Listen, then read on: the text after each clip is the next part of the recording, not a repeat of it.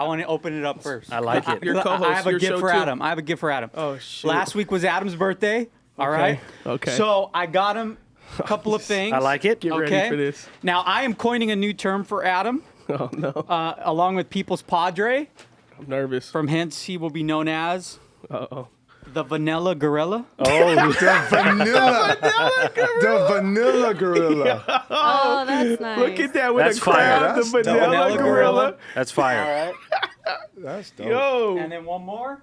I saw this. And when you got a 2X. That's my size. That's dope. I saw this when I got my Freedom hat Okay. because it's July 4th weekend, and I couldn't resist this. I got him. This guy. Yeah. You could. Where's the thing? Right there. You could tell him why I got you this. Warning: beware of dog with a Doberman on both sides. I like it. Some people don't know, but man, it's odd. We'll get into it because we got to introduce you guys. But basically, I've been having a guard dog being trained in Kansas for my family because I've had a lot of threats, oddly enough, not because of the podcast, more because of church stuff. Right.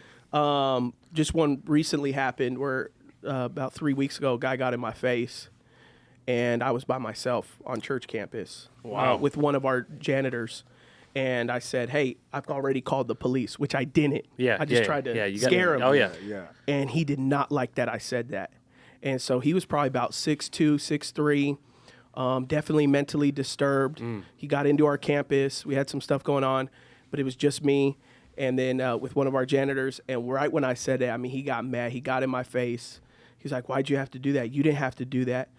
Don't make me have you regret it. I mean, dude's all in my face and everything like that. So all in all, I've been for the past 12 months having a guard dog trained. That's what Will has to deal with every day usually. I know. Stuff like that. Yeah. You're gonna have to bring your dog to church, bro. Bring So him to work. he will. He'll come to work with me on days that I know I'm going to be by myself. Oh, And, that's like great. walking to my car. And one guy has stood at my car with a knife before. Another guy has told me he's going to follow my wife home. Most of them are pretty mentally, ill people who have opioid addictions, drug addictions. But that don't mean I don't have a responsibility to look out for my family. And so some people would say, well, why don't you just carry a gun? Well, a gun is easily shoot if someone's a criminal. It's Right. not easy to shoot when you know they are mentally disturbed. Yeah, 100%. Then you feel like, regardless of what they're doing, you like that's going to sit on you for the rest of life. And you it'll know? escalate. That'll escalate the situation if they're mentally, unstable. What are you going to do, right? Exactly. So the dog is meant, if anything, to be a deterrent. Yeah. And then I travel a lot, so the dog's also meant to protect my family while I'm away because I don't want to go too much into it, but like Chelsea has had a situation where like someone walked into her house. It's from our church, not from our church, but like Been around the like church. was around the church Yeah. and followed her home, got her address, walked in her house. So I'm like, okay, that guy's told What? me before he was going to follow my wife home. Like that could only happen to my wife, and if I'm gone, what's going to happen, right? Yep. And I talked to one of our head of security is Vince. He used to be a big time in SWAT detective and stuff. And he was like, well, let's build you a safe room in your house. So I'm like, okay, if a guy following my wife in the door, how long does it take her to get my two sons into a safe door before that guy could get to the front door? And there was a recent viral clip. I don't know if you saw, like a woman in Italy or France, a guy who was mentally ill knocked on her door. And then she came out with her granddaughter. And then when she turned around and the door was like closing like this, he put his foot in and then he went in and attacked them. So a lot of just crazy world we live in today. So the hat is right on point. Thank you, Rooster. Caleb. This is awesome. And my dog's name is Rooster. Oh, that's dope. That's dope. Happy birthday, dog. I have some. Thank you. I know, right? It's crazy. Before we go into introductions, too, I have something too. I've been working behind the scenes on some new Beyond the Letter hats. Oh, let's go. So Let's we got go. some legit Wow, that was Beyond sweet. the Letter hats. So, Sammy, we got one to match your red All right, outfit here we right go. now. I mean, I love the fear of God, always will, Well, but this will go on the side for a second. We'll let Will decide. You don't have to wear it, but what do you want? Red or I'll green? get the Red or green, green? dog. Okay. Wow. Caleb, red or green? Red or Let's green? do This is green. Let's do Green? green. Okay. Yeah. There we go. We got 200 of these. So we'll figure. We don't have an Nice. ladies. We don't have an online store set up yet, huh? Yeah, this is So fire. No, Yeah. but we can work on might that. have to figure that out. Yeah, I liked it. Either I way, like you it. can I get like them at it. Abundant Living, both Rancho Nice. and Pomona campus. Before we jump back into it, we got two special people with us today. good. Two of my close friends. If you want to know who are people I rock with outside the church, who are in the church, these are two of my closest friends in the ministry. And so over here we have my friend Will. Will on? Chung, onye heseo. What's up, dog? Perfect. That means hello My in right Korean, there, by the way. my chingu, my chingu right here. okay. Let's go. Don't get Let's go. twisted. Right, I know dog, you said Korean, chingu dude. too, dog. Yeah, there you go. That means friend, by the way, for It y'all means who are friend. listening. That Yes, means yes, friend. yes. And Cool, then man. we got my boy Sammy Rodriguez, not to be misinterpreted with the Hispanic movement, Pastor Sammy Rodriguez. There's a lot of but us. There's a lot of Sammy Rodriguez Yes. out here. So- Yeah. So. Okay. Hola, mi amigo. Hola, ¿cómo está? There we go. I loved it. Perfect. Perfect. I'm in the languages today. So Will is a church planner That's right. out in the Orange County area, Yeah, right? we're in North Orange County right now in Buena Park. BP, Buena Buena Park, Park. baby. You've That's been right. church planting. You've spoken at our church before too, which our church loved. And your church is called Beloved Church. It's called Beloved Church. It's a good name. Yeah, man, It's a we're real 19 reformed months. name. Yeah, is it it is. reformed? Well, reformed guys like to say beloved as like their Yeah. as Yeah. their Good in morning, between. beloved. Yes, they do Or a dear lot of that beloved. stuff. Yes, they do. Like when Yeah. they're preaching and like they're like, correcting someone, they'll be like, "That's just what I'm saying, beloved." Yeah. You Yeah. know, yeah. so- Yep. Yeah. Yeah, No, that's true, bro. I didn't even think about that. But it's a dope name. I've never met anyone like a church who was named Yeah. Beloved Church. Yeah, bro. I love it. Yeah, man. It was something that God put on my heart during my sabbatical, because in this generation, there's so many identity markers. Yeah. There's so many things that try to tell you who you are. But I felt like God gave me a vision to tell people their primary identity, their primary calling is to know they're deeply loved. So that's why That's we, nice. That's why we went with Beloved. So Love it. Nice. yeah, but I kind of like Beyond And the it's Letter creative. better, but You got to change the name. That Yeah, was yeah. that would be beyond the letter church. That'd be a real long. It'd be like the '90s all over again. It's like our church's name. It's like a mile long. I always make fun of my dad for that. But that was big in the '90s. We got Sammy, who you I can't remember. Did you start it? Circuit Riders. Yeah, part of the team, core You're team. That part of the started it, core yeah. team who founded Circuit Riders. Yep. If you don't know nothing about Circuit Riders, it is an OG kind of Campus Crusades for Christ type Yeah. of thing, right? Yeah. So Yeah. you may be familiar with Campus Crusades for Christ, but Yeah. Circuit Riders Yep. is an incredible kind of. You guys didn't come out of that, right? No, But, the simplest version is it's with Youth with a Mission, YWAM. Yes. It's a mission organization, and it's all about really inspiring a generation to love like Jesus. And so the tagline is to, save the lost, revive the saved, and train them all. And I think a lot of times, when people think about Jesus, church, Christ, sometimes in the modern era, America, Europe, wherever you want to go, is that there's a lot of stigma that it could come with.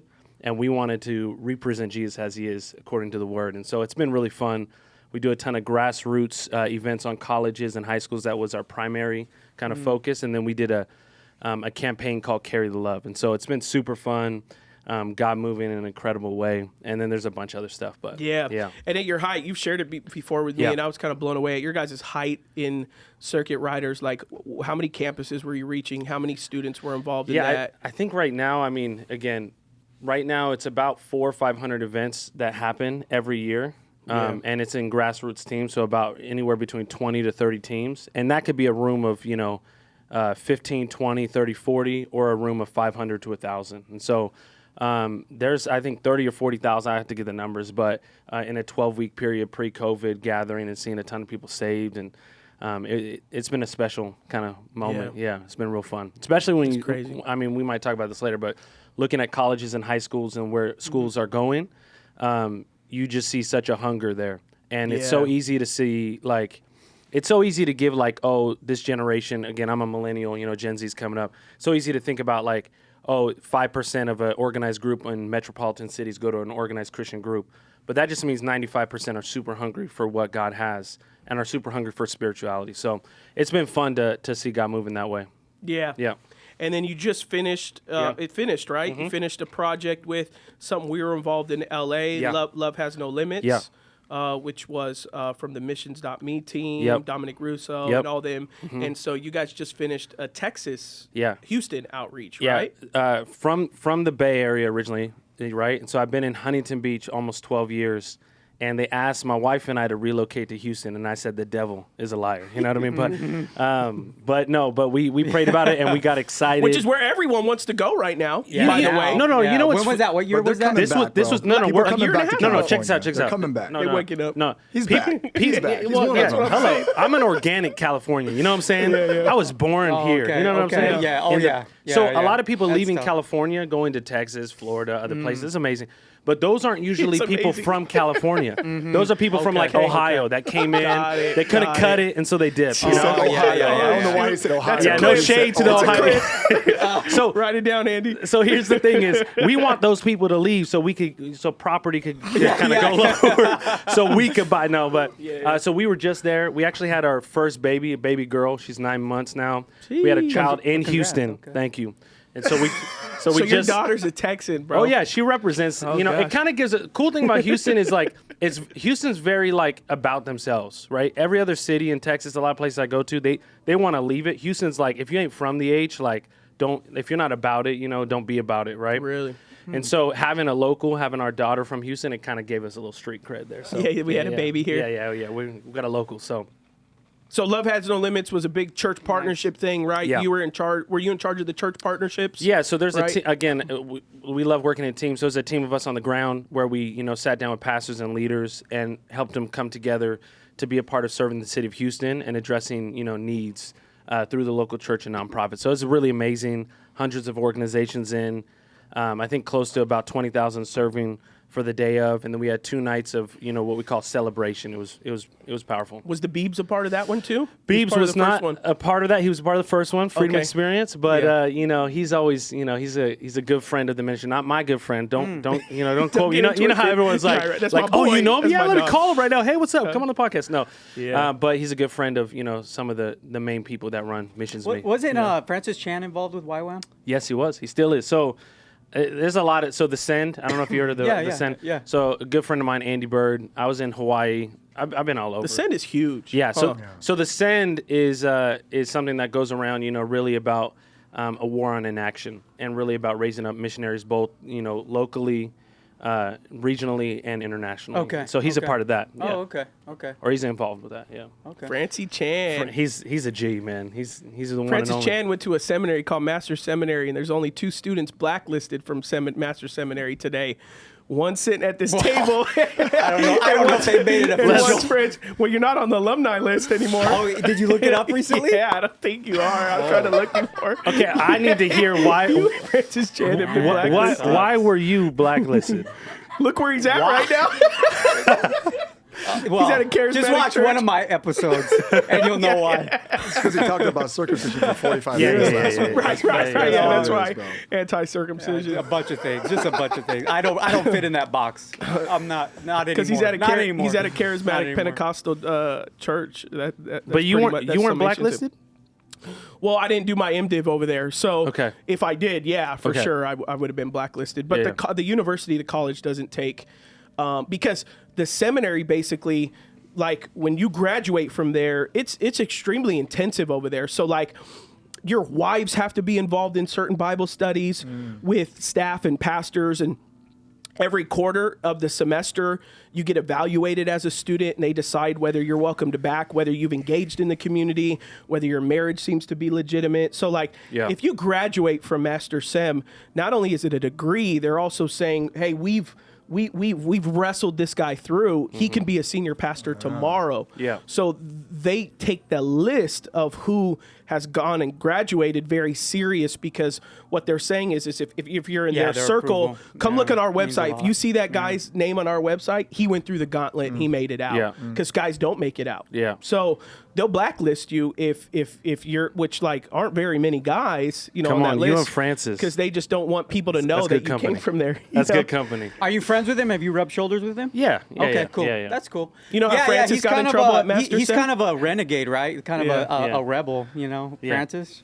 I've heard friends Yeah. like Francis will just demolish you if you're under 40. I've heard. Francis he's one of a kind. No Well, one here's likes what him. I legend. found He's is a like legend, guys bro. like that, and you know that's the space I always put Caleb in. Is like these guys are like not prophetic, like just real prophets. Yeah, like yeah, yeah. office of Yeah. prophet, who like their statements are well intended. Yep. but can come off a certain way. Like it could either like, because there's this prophetic nature that like they just as it comes to their mind. Because I mean, like if you hear some of Francis's preaching, you think to yourself, if any other guy ever said what he just said, like they would be canceled. Yeah. I mean, just stuff he said on either suicide or conviction for young people. I mean, you just in any other person's mouth, it would not land. They would never be asked to speak again.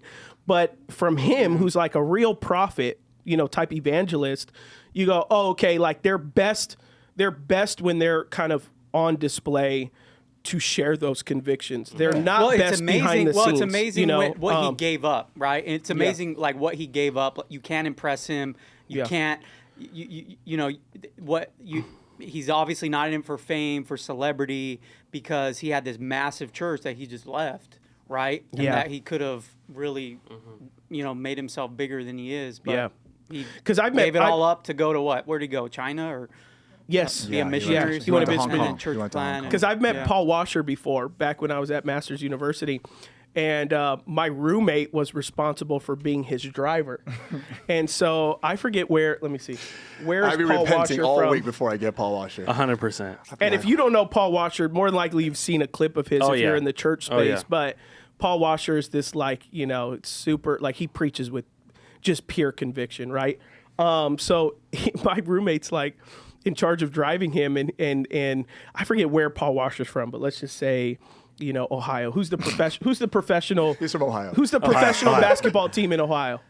Are you talking Cleveland? About, the Okay. Cavs? The Cavs or Yeah, something yeah, like okay, yeah. yeah. So just this is a high LeBron because I can't James? remember his actual city he's Yeah. from, but I know the story.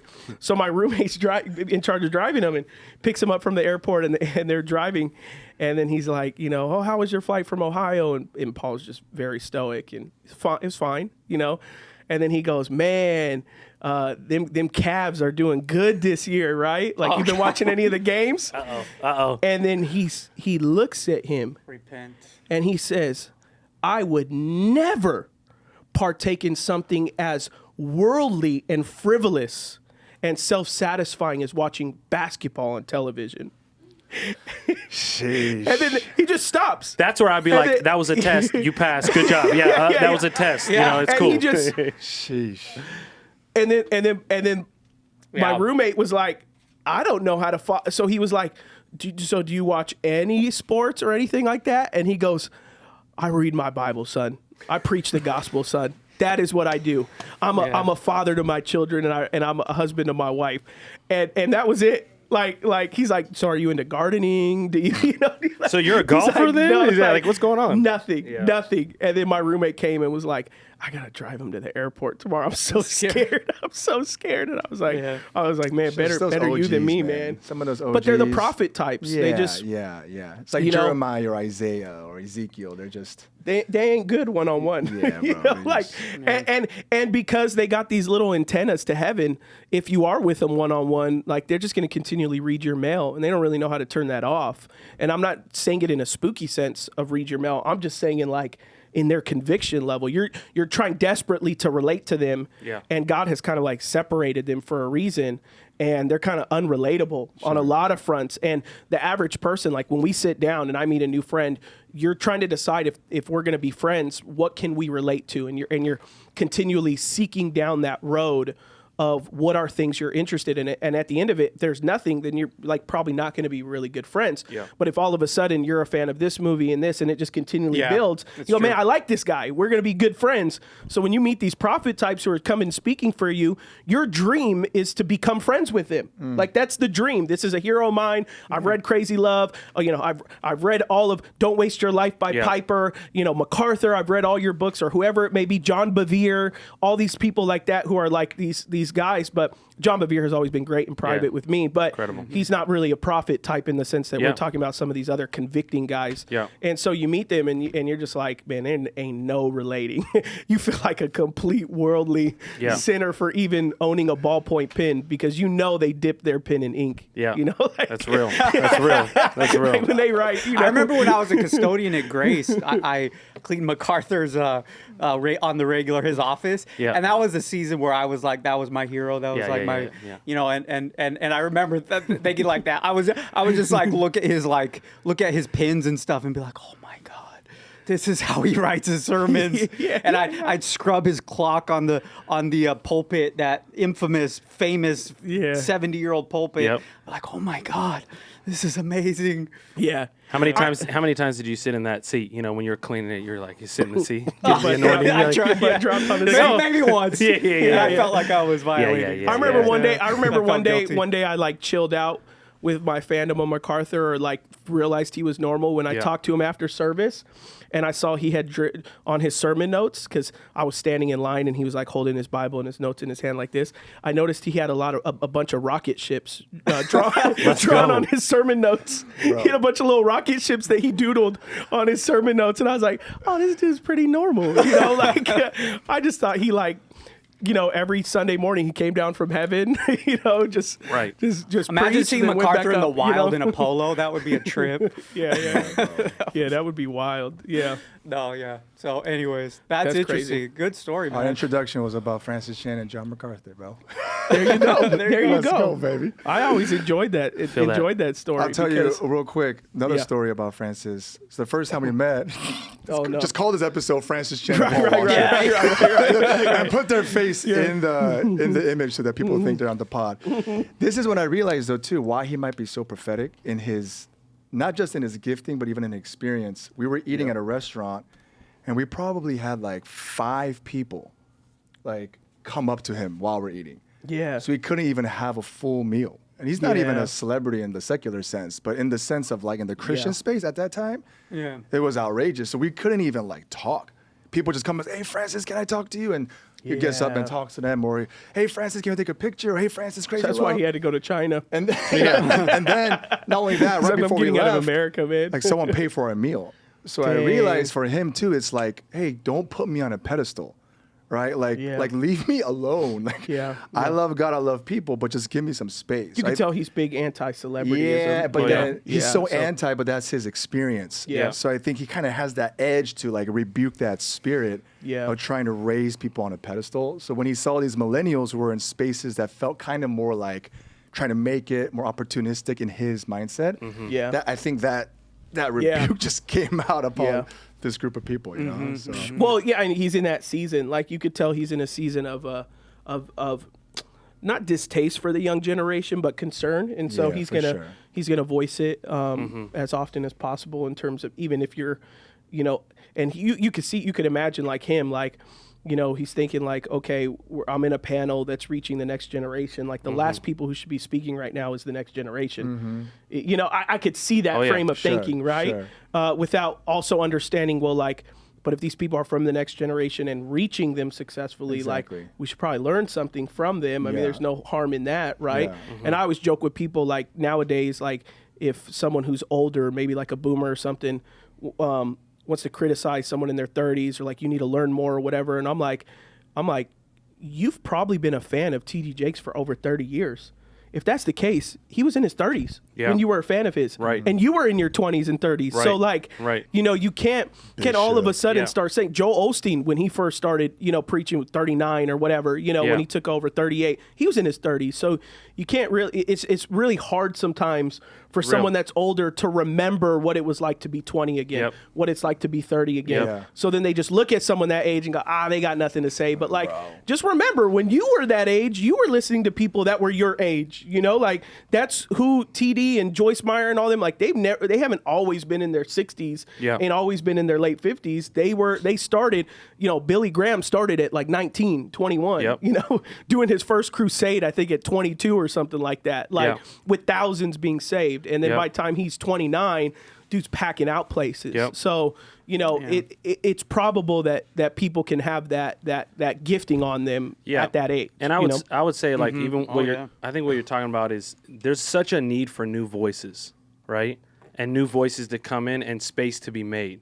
And so I think it's easy sometimes to, not in a negative way, but recycle voices that we're comfortable with, that have the experience, the pain, and even the longevity, and we're comfortable with them, but really making space for new voices to come and be heard.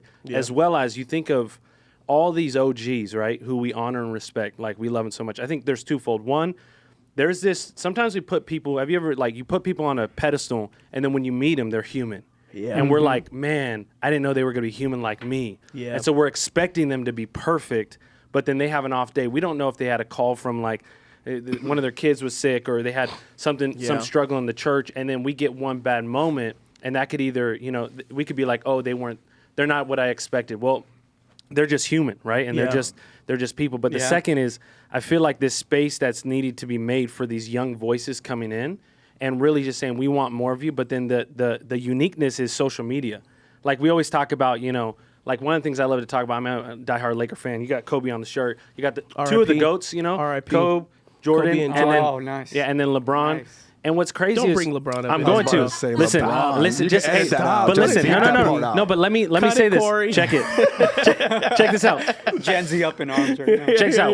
With LeBron, he's gone through the age and the era of social media without a controversy.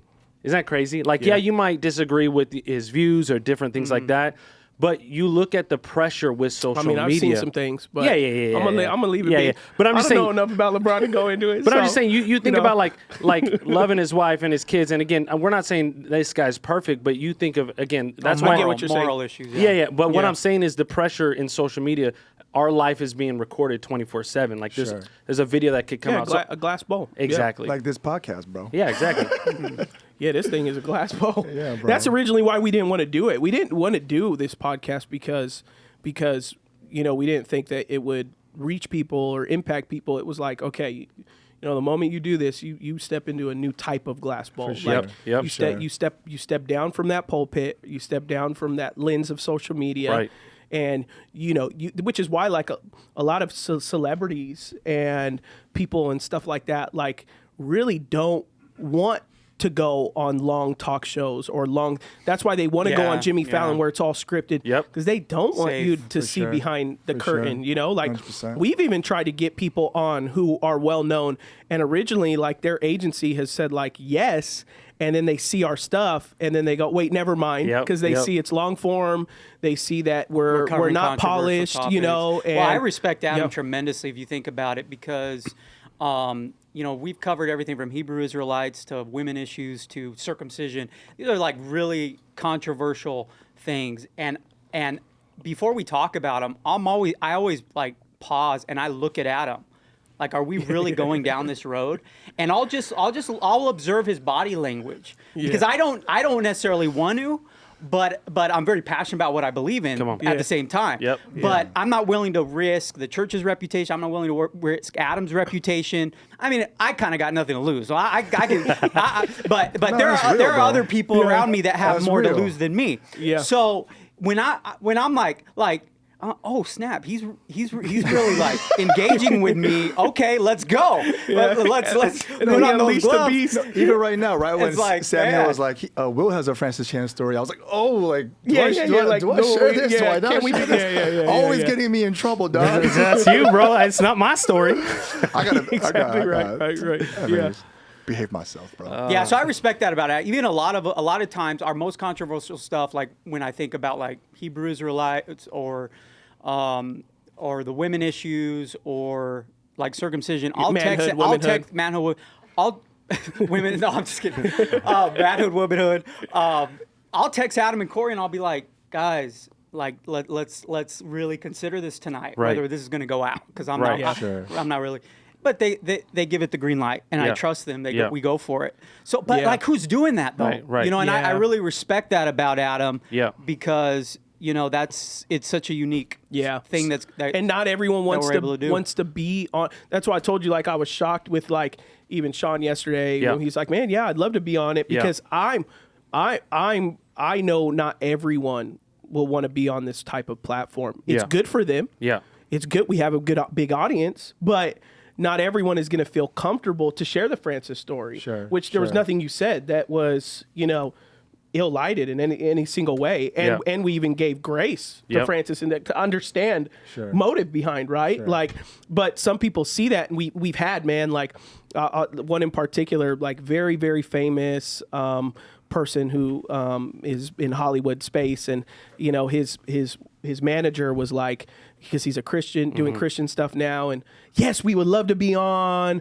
because at first it's just the introduction, then it comes up like, hey, here's some dates, here's our work, here's what we do, and then they ghosted us. So I know right away what that means was they saw some of the content. They went and saw the most viewed stuff, which our most viewed stuff is on, racial relations stuff. Our most viewed stuff is on LGBTQ. So then they're like, okay, no, I'm not going to go. And now I'm naked. But then they're also wondering, well, how come I'm not engaging with people in this space? Or how come this is going further? Well, it's like, because in this age, we're kind of over that veil, veil of perfection. And that's why I even tell some other pastors who have big followings, because they've even asked me like, man, how are you guys doing it with the podcast and all that? And I'm like, hey, I've seen your stuff.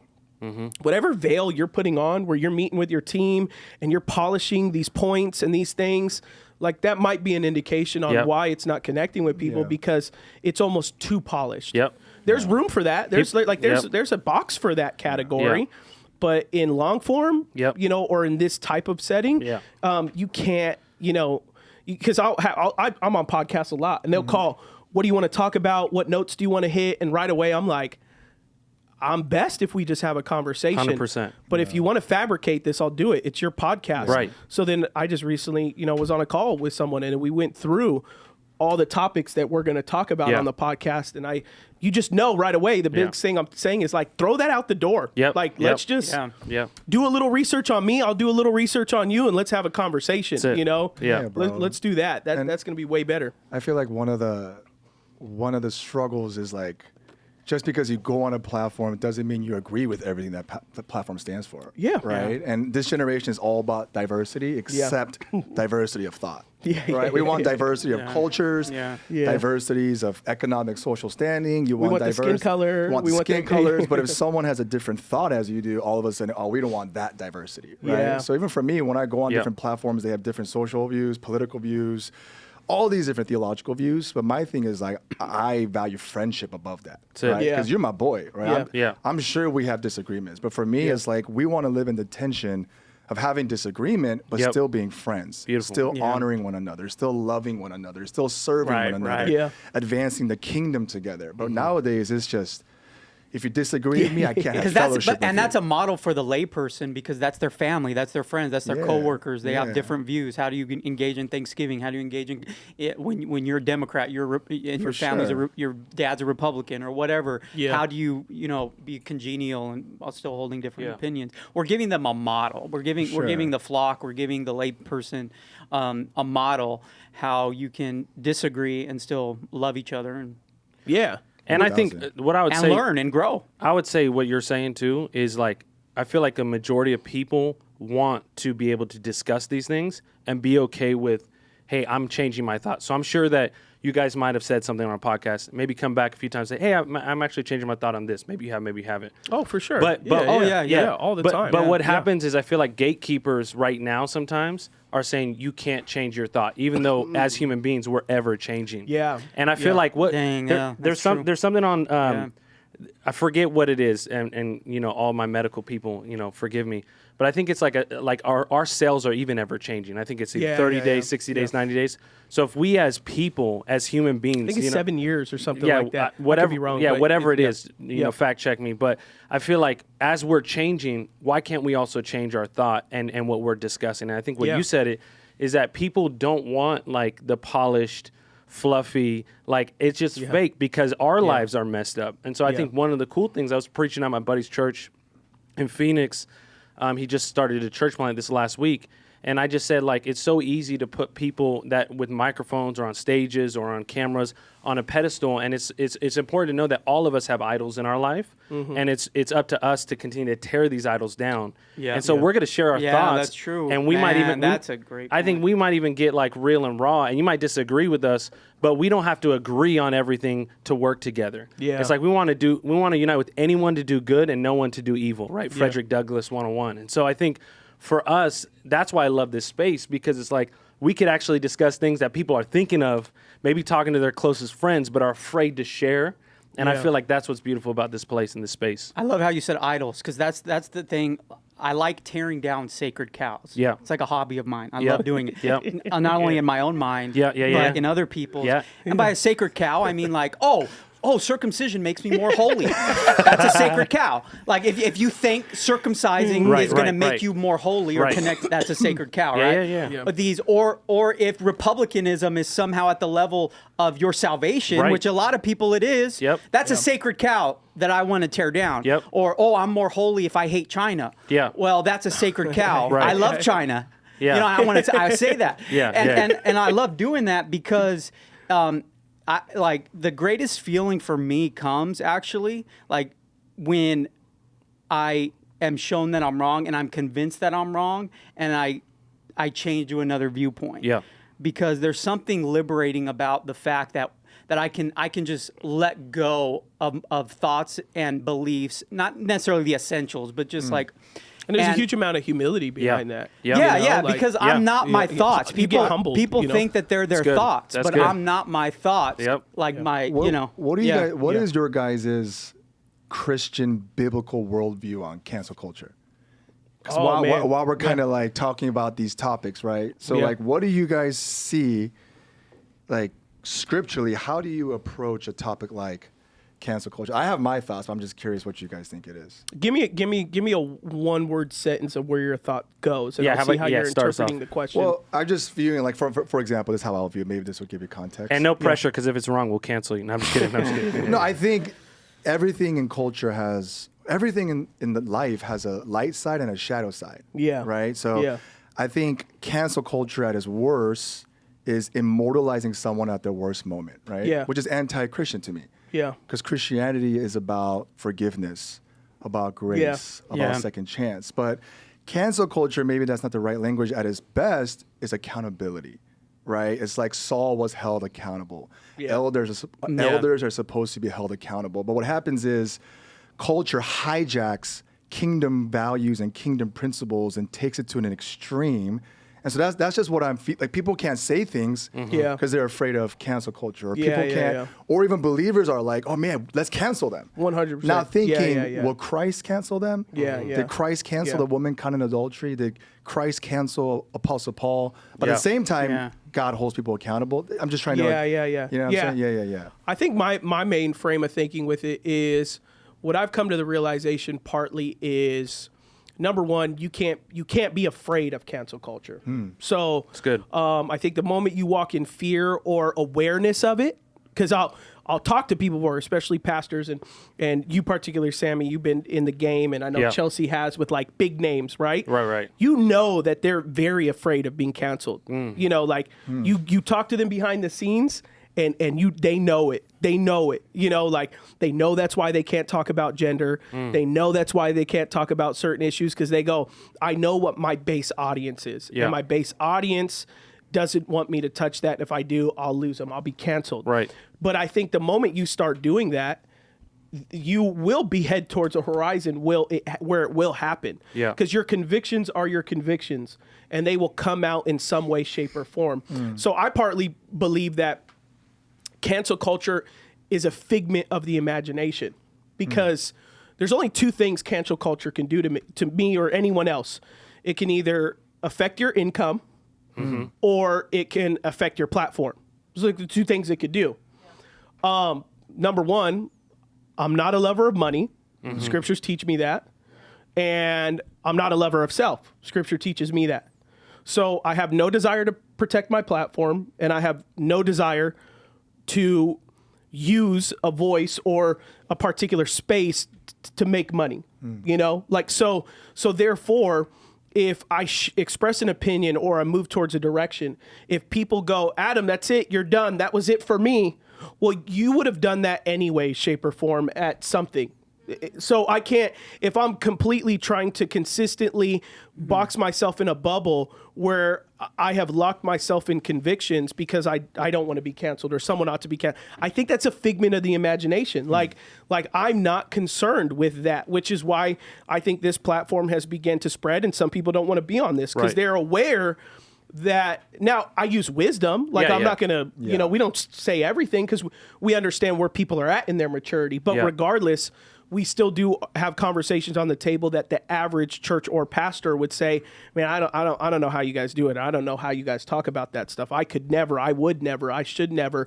And at the same point, I talk to other pastors who maybe express other ideals that may be more political, that I even say to them, I don't know how you do it. I don't have, my people wouldn't be able, not individuals, but like certain clusters of people wouldn't be able to handle that in my church if I expressed, which to me isn't just Bible, it's just more like their opinion on a political matter, right? In the heart of me saying that I'm going to cancel someone, I think it depends on what it is and what it consists on. And to me, it's not a true cancel. I think there's a level of like making your voice heard, and then there's pure cancel. So like, let's just say a celebrity does something immoral and they're coming back and they want to repent, like Shia LaBeouf recently did, right? Right. And people are saying like, oh, a tiger never changes stripes, blah, blah, blah, blah, blah. Like, I'm all game to say, you know, we forgive you.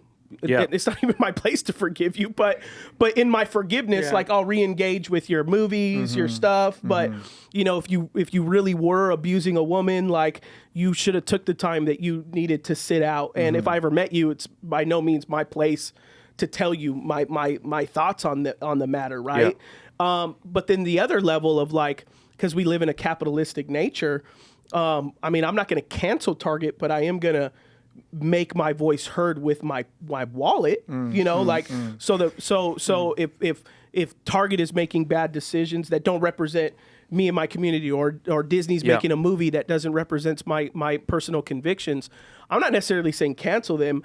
I'm more so saying through a minimal boycott, make your voice heard, because it's capitalistic in nature. Now, if I ever met the CEO, I wouldn't give him the middle finger or anything like that, right? So I think there's a balance, but I do think the overall cancel this, cancel that, I'm going to cancel this pastor, this preacher, that's happened to us before, like not on the podcast, but in church.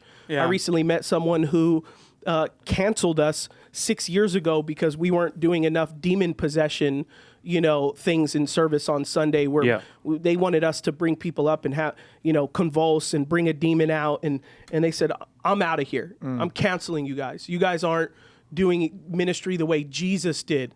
And then they come back 5 years later and they're like, yeah, I couldn't connect anywhere. I found a church that did the deliverance stuff, but you know, they didn't preach the word or they didn't do this or they didn't do that. I'm like, you really want your cake and you want to eat it too, huh? You think everything out there is meant to be your viewpoint, your 100% everything.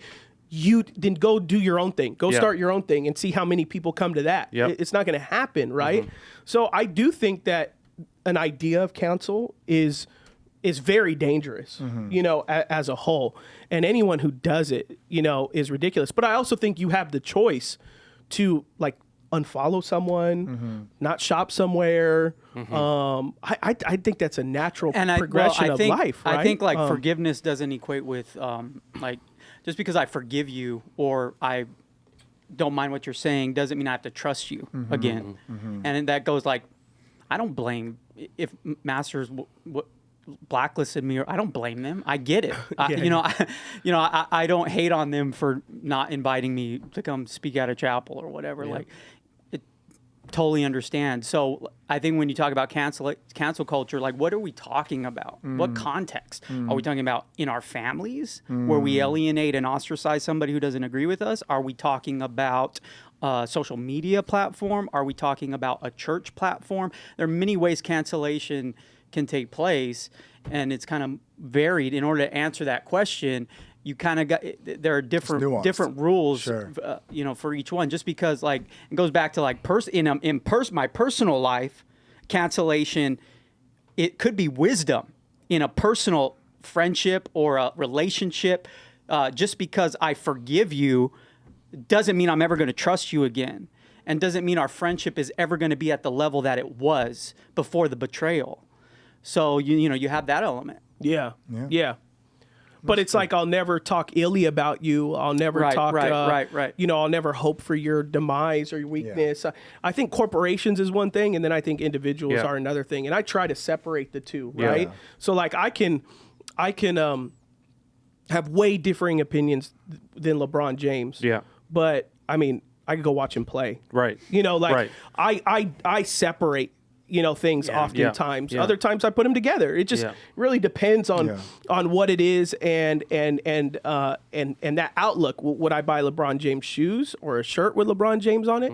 I don't know, but I'd watch him go play on the Lakers, right? Yeah. So to every person, and like you just said, it's nuanced, right? Yeah. Like, and someone can say, man, that's a hypocrite. You go watch him play, but you want to buy a shirt? Yeah. I mean, because there's the Lakers franchise. Right. And then there's LeBron, the individual, right? And then on top of that, then there's Nike, who's he sponsored by. Yep. And then from Nike, then there's then there may be his nonprofit that's helping children who are in low-income areas. Like, there's so many different avenues that expresses on where your conviction would guide you, but where we exist on Twitter Spaces and all these things where people get doxxed and people's safety's at jeopardy, and then the nastiness of keyboard warriors that are very emboldened to say stuff behind the scenes, but they'll never say it in person. You know, that's happened to me over the years. I've had people say very nasty things about me online, and then I'll message them and say, why don't you Zoom me this week?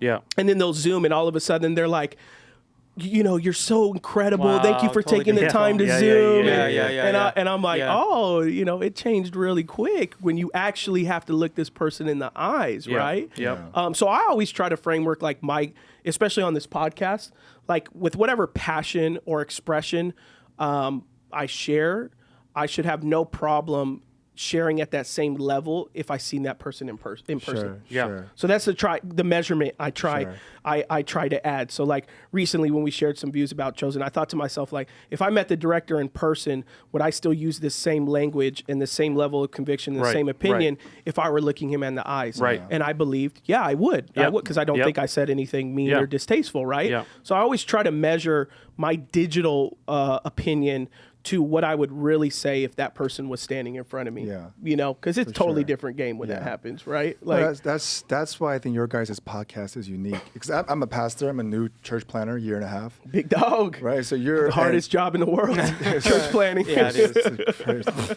No, I don't envy you. But like, I mean, you can literally go do secular studies too. They say 8 out of 10 church most, plants yeah, fail North America within the first 5 years. yeah, right? and they say the most emotionally taxing job It's is ridiculous. It's church planner is one, and then it's like something else that's like in the manual labor sphere. Yeah. But my point is like reaching primarily millennials and Gen Z. I think so much of the question is I'm in the world but not of the world. Right. And because culture and Christian values are now so in opposition to one another, how do you mentor, disciple believers to engage and know when to disengage? Those are the type of things that I feel like your guys' podcast does attempt and address. You know what I mean? And that's just a unique time to be a pastor.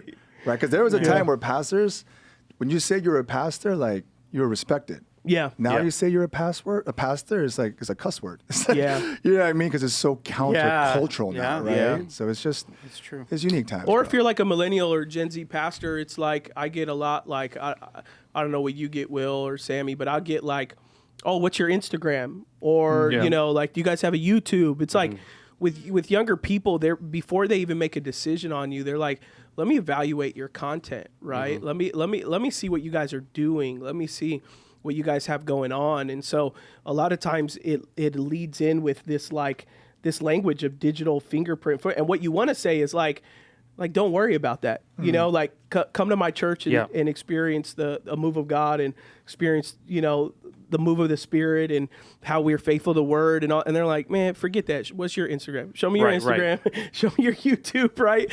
Like then I will evaluate, right? It's the Yelp culture, right? I want to go see how many reviews you have online. Yeah. You could go look at any church, right? Look at their Google reviews, Yelp reviews, and someone who says something negative, 15 people are saying that it's helpful, like, oh, that's helpful, whether I'm going to go in that door or not, right? And so we live in this space of we criticize before we engage. Where 10 years ago you engage first, then criticize. Yeah, for sure. Right? And I always use this example of 10 years ago, if you recommended a restaurant, I would go to it, and then I would tell you whether I liked it or not. But today, as close as me and you are, you could recommend a restaurant. I'm still going to go to Yelp. I'm still going to go to Yelp. Oh yeah. And it could have 2 stars, and all day you could say, well, it was previous management or whatever.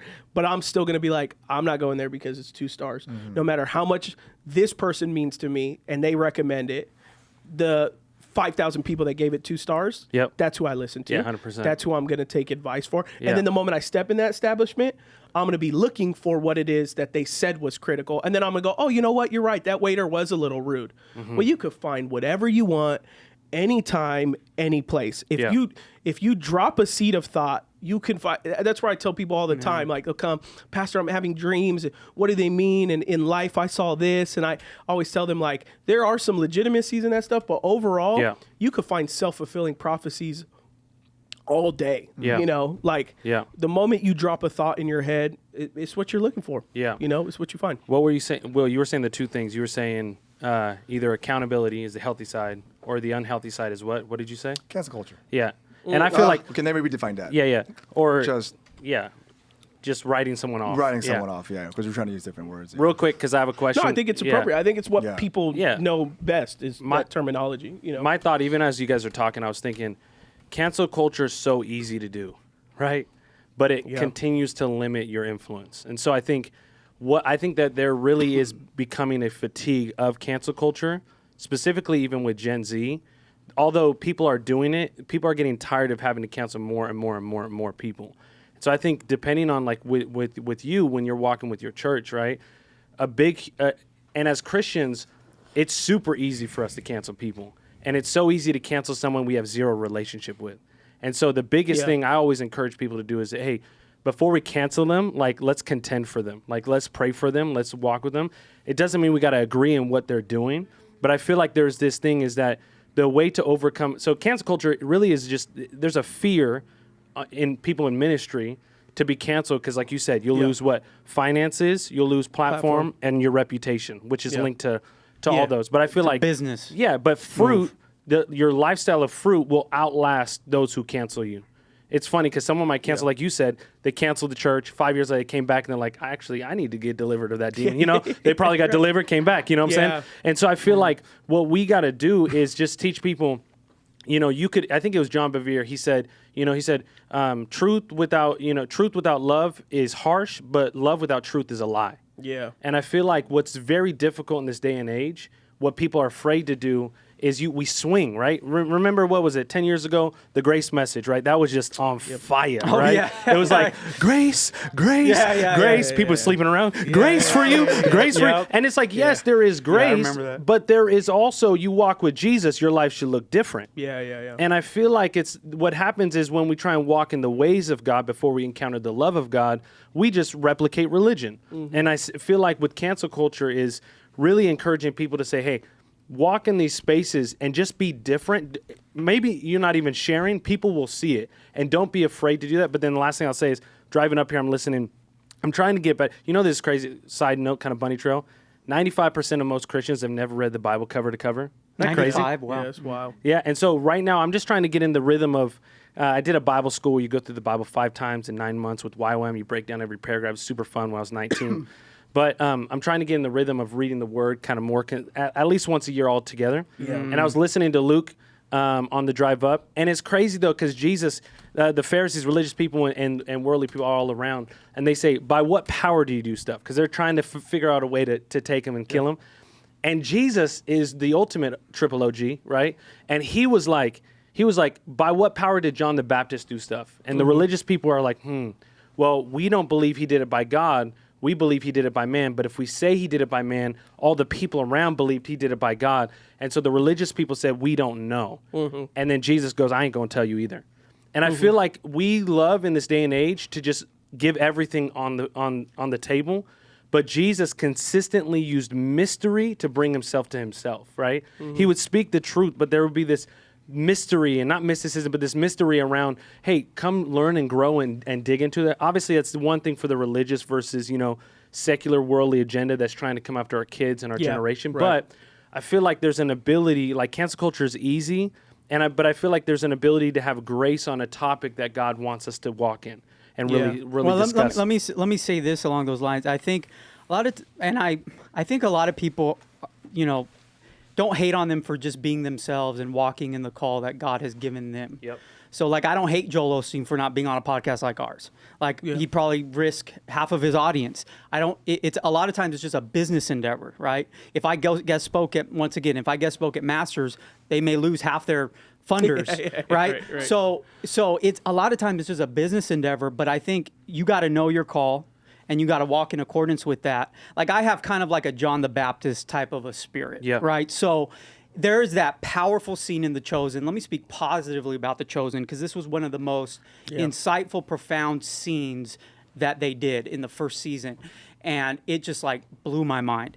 And when you take into consideration free will, and you take into consideration just like how God gives us the free will to make decisions, and he wants us to be like children and to discover for ourselves and to figure it out for ourselves. And within our character, the nature, the way he made us. So Jesus is talking to John the Baptist, and he's not going to tell him, don't go confront, I think it was Pilate or Herod, for sleeping with his brother's wife, I think. But he was just like, and he got sad. Jesus, there was a sadness, and it spoke volumes in the sense that it was like John the Baptist was at a crossroads. Yeah.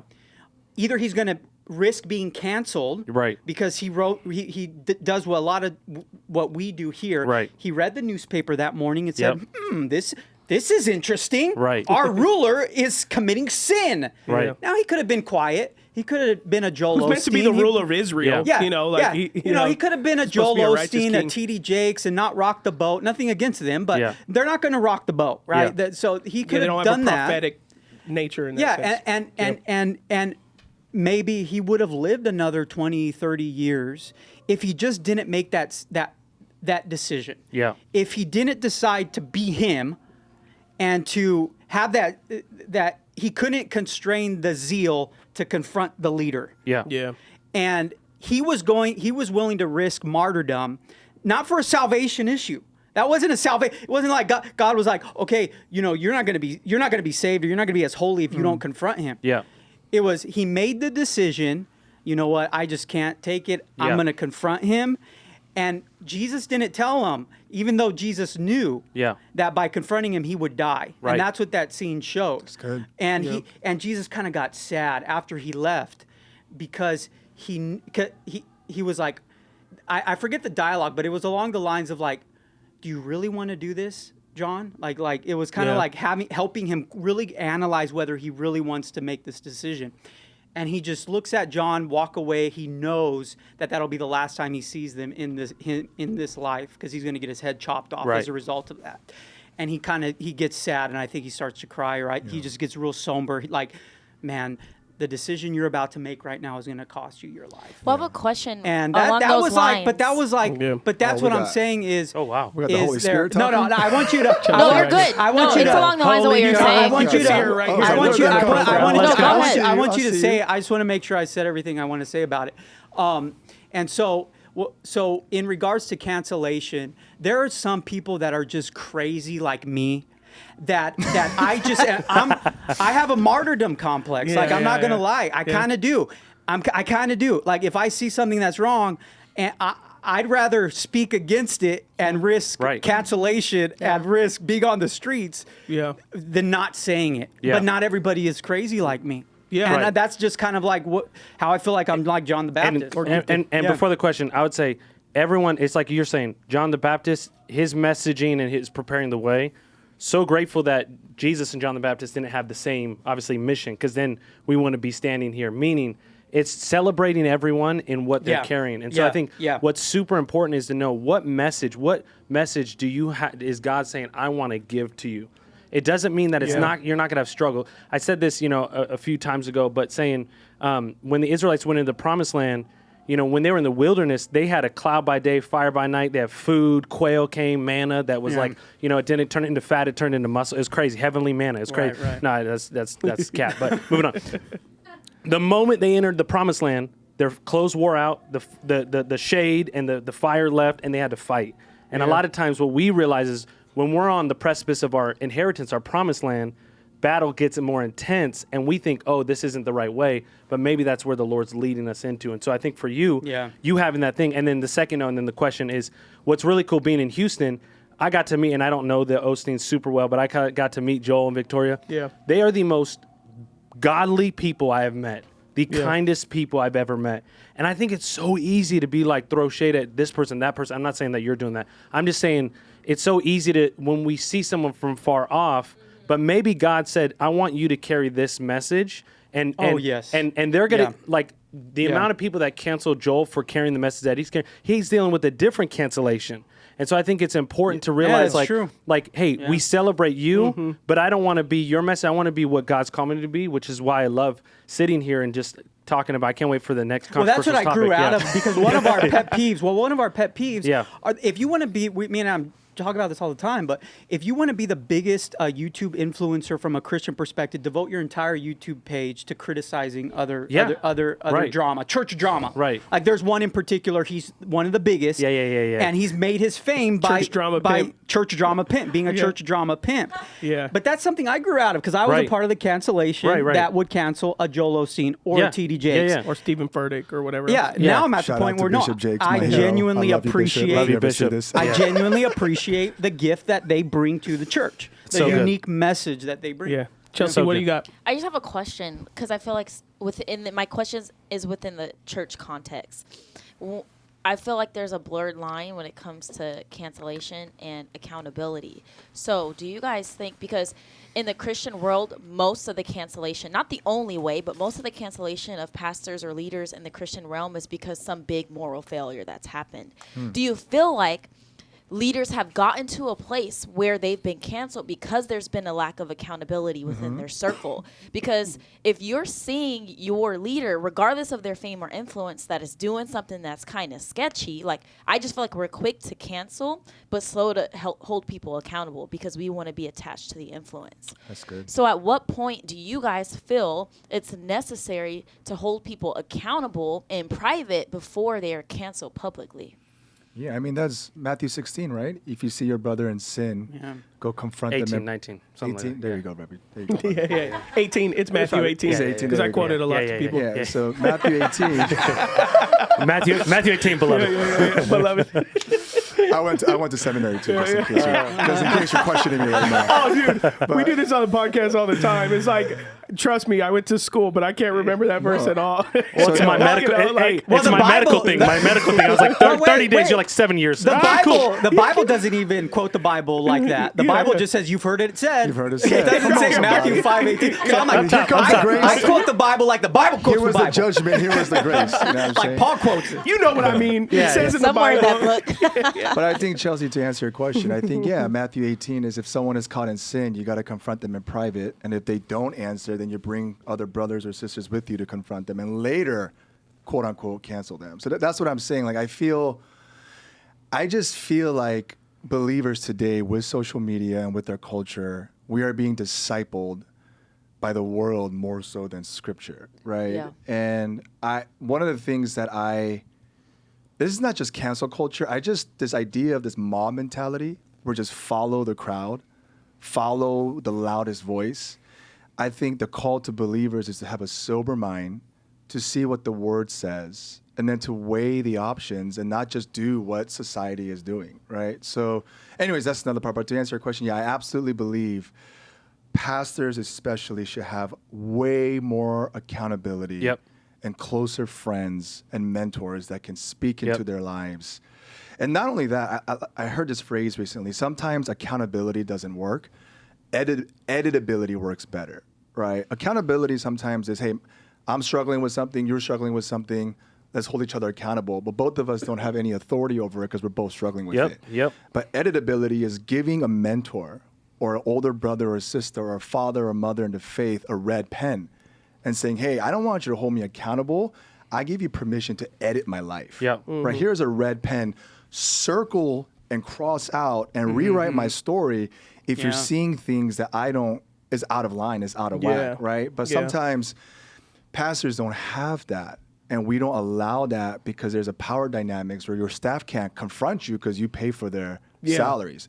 Staff members can't call you out when you dismiss someone or when you abuse somebody because they're afraid of their jobs, right? So I would say pastors to have the humility to have a culture where your staff can call you out.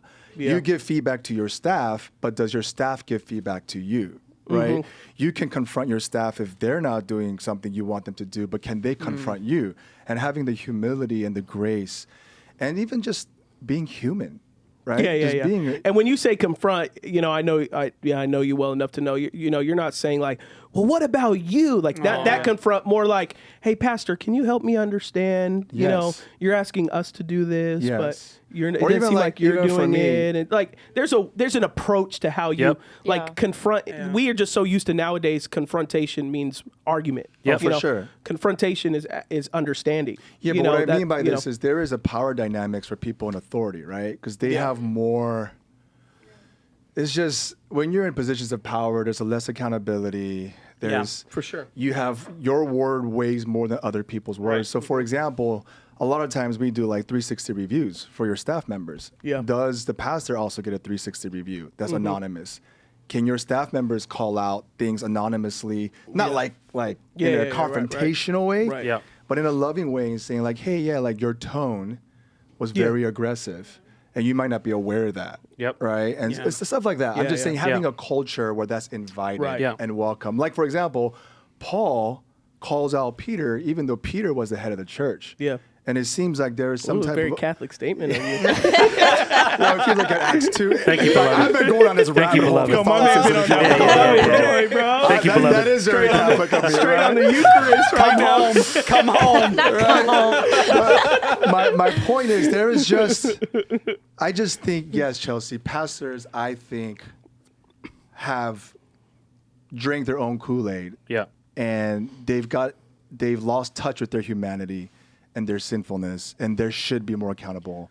To answer your question in a long way, on the front end. Yeah. I use a similar term that you say, like, I don't use accountability. I use like, life audit. You have to do time audits, life audits. Yeah, it's good. An audit. And so what I want to know is like, who are your auditors, right? Yep. It's none of my business, right? Yeah. So like, let's just say as a stranger or someone that's just maybe in your church, it really isn't none of my business to be your auditor. That's good. I just need to know that you have one. Yeah, sure. Like that's it. Like, and I have to be able to see those auditors, and if I have concerns, be able to go to those auditors and then be able to tell me. And so, a church can call them elders. Yeah. You could call them board members. You could call them whatever it may be. But there has to be, if someone wants to, and it has to be legitimized. Like someone can't come off the streets, For sure.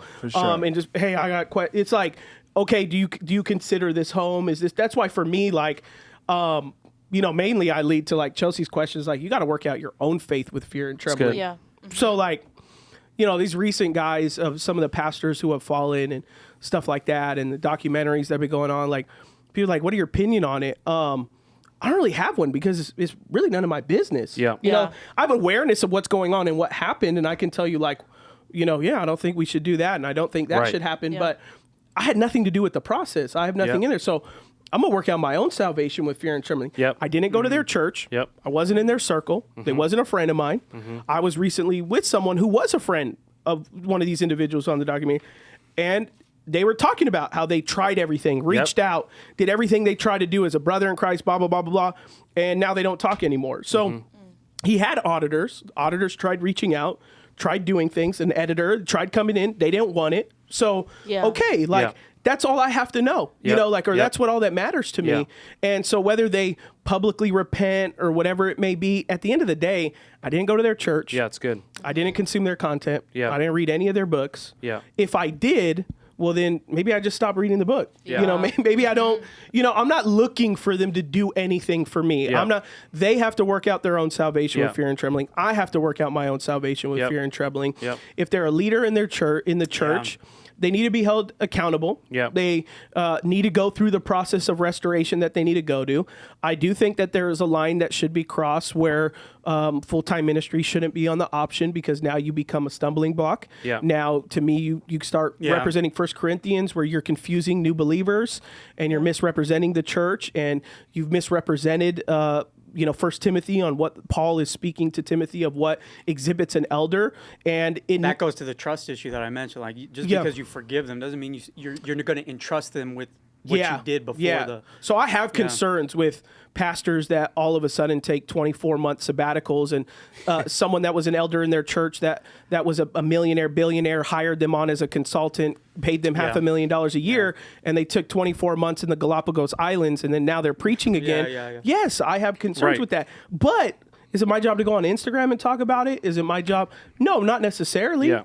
It's not my job to talk about that. Yeah. I can like this right now. I can wallow in the wilderness and say, hey, if you're following a guy like that, you should have concerns. Yep. But as for me, like I'm gonna work out my own faith and trust. I'm gonna make sure I have my accountability. I'm gonna make sure that my marriage is on lock. I make sure where my eyes, ears, and hands go, there's traceable, it's trackable. All those things that I have to take that and apply it in my own life. That's what I have to do. That's good. And I literally know people who are on the verge of divorce who publicly criticize pastors and leaders in ministry. Yep. Or have, and when I talk about the divorce, it was like through, all these infidelities and, there's a bunch of sins and all these things, but yet like they're just so quick to comment and talk about these atrocities and this atrocity. And it's like, exactly goes back to Jesus's statement. Yeah. Like, right? Yeah. Take out the log out of your own life before you point out the speck. It's not that you can't judge. Yeah. First, you need to do a self-audit before you judge. Yep. Where am I at, Lord? Where's my conscience? Yeah. Where's my sin? Reflection before communion. Yep. Where have I fallen short? Well, the key is that accountability you mentioned, because here's the thing. It's like going back to the Catholic Church. The Catholic Church has a system for this. It's confession. So the people are required regular to confess before the priest. And that's not a religious thing. That's a freedom thing. Because when you confess your sins, it's a regular scheduled confession of your deepest sins. Yeah. It's a freedom. Oh gosh, the guilt and the shame feels like it's been lifted. Now for pastors and leaders, it needs to be a group of accountable people that you trust. Like for my life, it's Adam, it's my brother Nathan, it's my dad, it's a couple guys here, but I make sure that I don't get beyond a few days if I'm struggling with a sin, not to text or not to talk to them, sit down and say, hey man, this is what's going on. This is what I figured out about myself. I'm dealing with this. I'm thinking this. I just did this. They literally know all of the skeletons in my closet at this point in my life. My intimate group knows all of the skeletons in my closet. Now, that is very reassuring for me. I can walk in a tremendous amount of freedom and guiltlessness, knowing that those closest accountability partners in my life, they know my biggest skeletons. Yeah. And they're helping me get through it. They're helping me to, overcome it. Chelsea, it's Chelsea, right? Yeah. Okay, so your question was, why aren't people walking with people that are falling? Is that essentially what you're saying? Like not enough people are walking with them? Or no, essentially like, because I've been in spaces with a lot of people who do have like power and influence, like the celebrity pastor culture. And the people around them kind of praise that because they know when they're attached to it, they also get a level of influence and power. So they might see things in these pastors that are red flags, but because it might cause some tension, they choose to not hold accountable or confront or have conversations, but are very quick to cancel the moment this becomes public. Right. And so, they're the first ones to throw that under the bus. So it's like, but you saw stuff and you didn't say nothing. That's what I would laugh about the Mars Hill thing. It's like, Y'all Mark Driscoll on an entire church staff. Mark Driscoll was the only one in sin. Your elders are throwing you under the bus. Your and I don't know all of it, but it's hard for me to believe 100%. In a hierarchy that there was only one 100%. Guy, and then nobody saw anything. Well, I'll say this. Is I love what Adam said because I think it's super important. You might hear this podcast, right? And you might think like, man, that Puerto Rican guy's cool. Not moving on. That's me. You're Puerto Rican? Yeah, tú sabes, papito. Bro. Let's go. Oh yeah. Anyways, and we're part of the Green Eye Club. Is that green? You had Green Eyes? Yeah, a little bit like Hazel Green. Yeah, you already know, big dog. Let's go. 2% club. Hallelujah. We're hybrids. We're catalysts. We're creatives. Moving on. I'll say this, though. It's easy to hear that and be like, I'm a call out. So, like, let's just use Adam, for example. Someone from the church hears it and be like, man, I've been meaning to talk to Adam about looking too nice. And so they're going to come and try and confront him or hold him accountable without relationship. And I think what's super important is that we can't hold anyone accountable without having relational equity in their life. Yeah. And the biggest thing I would say for leaders, because I've been around some of the groups that, Chelsea, you're talking about, and you just Google it and you'll see it, is that we have to, as a leader, like Will, you said, we have to invite people into our life, right? Yeah. We use this funny example, in missions, like in YWAM and Circuit Riders, that like, especially being young, and it's not only a young thing, but people dealing with, looking at pornography. And then it's a group of, guys or girls, and they're together, and every week they're like, all right, how'd you do? And they're like, man, I looked at it 2 times, 3 times, 4 times. Like, all right, next week. But that group is holding each other accountable, but they're all failing. Yeah. And like you said, you need someone that has risen above and walked in freedom to call it out. Now, with these leaders, Chelsea, what you're talking about is that I've seen, not talking about any specific person, but it's super easy when you get to this place of arrival, right? Even though there's not a place in Christianity, to not have people come and speak into your life. And so right now, so the first thing I want to say is, don't call someone out if you don't have a relationship with them. Yes. Yeah. That's the very first. Great. That's super important. You need relationship. You need trust. But a lot of these people, they did talk to them, like you said. One, not only the person at the top was walking in sin or immorality or whatever it is, but the group has accepted that as a cultural norm. But then the second, I would say, is I'm reading a book right now called The Flip Side, which is all about overcoming personal constraints. It's crazy. So one of my mentors, he gave it to me, and I love what you said. Like, I like to write down, this is for me, mentors, right? Because a proverb says, in a multitude of counselors, there is safety. So I write down voices. I write down, brothers, right? People I'm in this ministry with, guys like Will, Adam, all of us together. And then I write down friends and then disciples. And so for me, I'm always wanting to make sure that, especially the mentor place that people could speak in. So one of my mentors is saying, read this book, because you got to know that in this next season you're walking into, you're going to have your own constraints. And if you don't see them, they are going to destroy you. And you need to understand what it looks like to lead team. So I could buck against that. But what I've seen is that when I bring these voices in, it will show me my blind spots. And what's beautiful about the overcoming personal constraints is that you could work on these blind spots and it could free you up. So to your question, I guarantee, and I know not everyone, but a lot of people were speaking into their lives. But what happens is this: you get to a place of arrival, like, not that we have, but we have some form of, been in ministry 17 years, probably something similar, all our life. And what happens is we could get together like this, and we could just say, hey, how you doing? I'm good, I'm good, I'm good. And we get together 5 to 10 times a year, but we're not really digging into the trenches of what our team, what our marriage is seeing. The one way to know a healthy leader is ask their wife or ask their husband, whoever that leader is, right?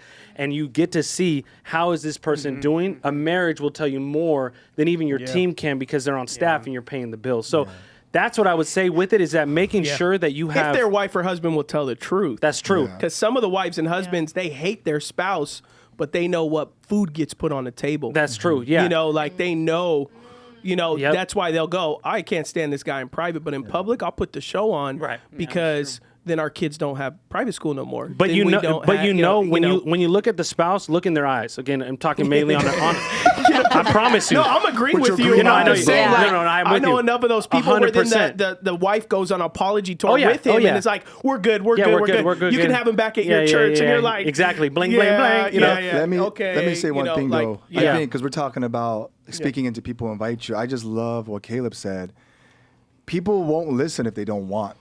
That's just the end of it, right? But I love that Caleb said, I think the invitation is not just for the people who confront, but the leaders themselves and the pastors themselves.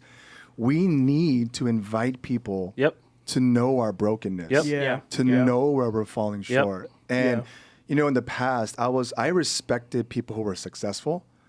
Now I am most weary of successful people.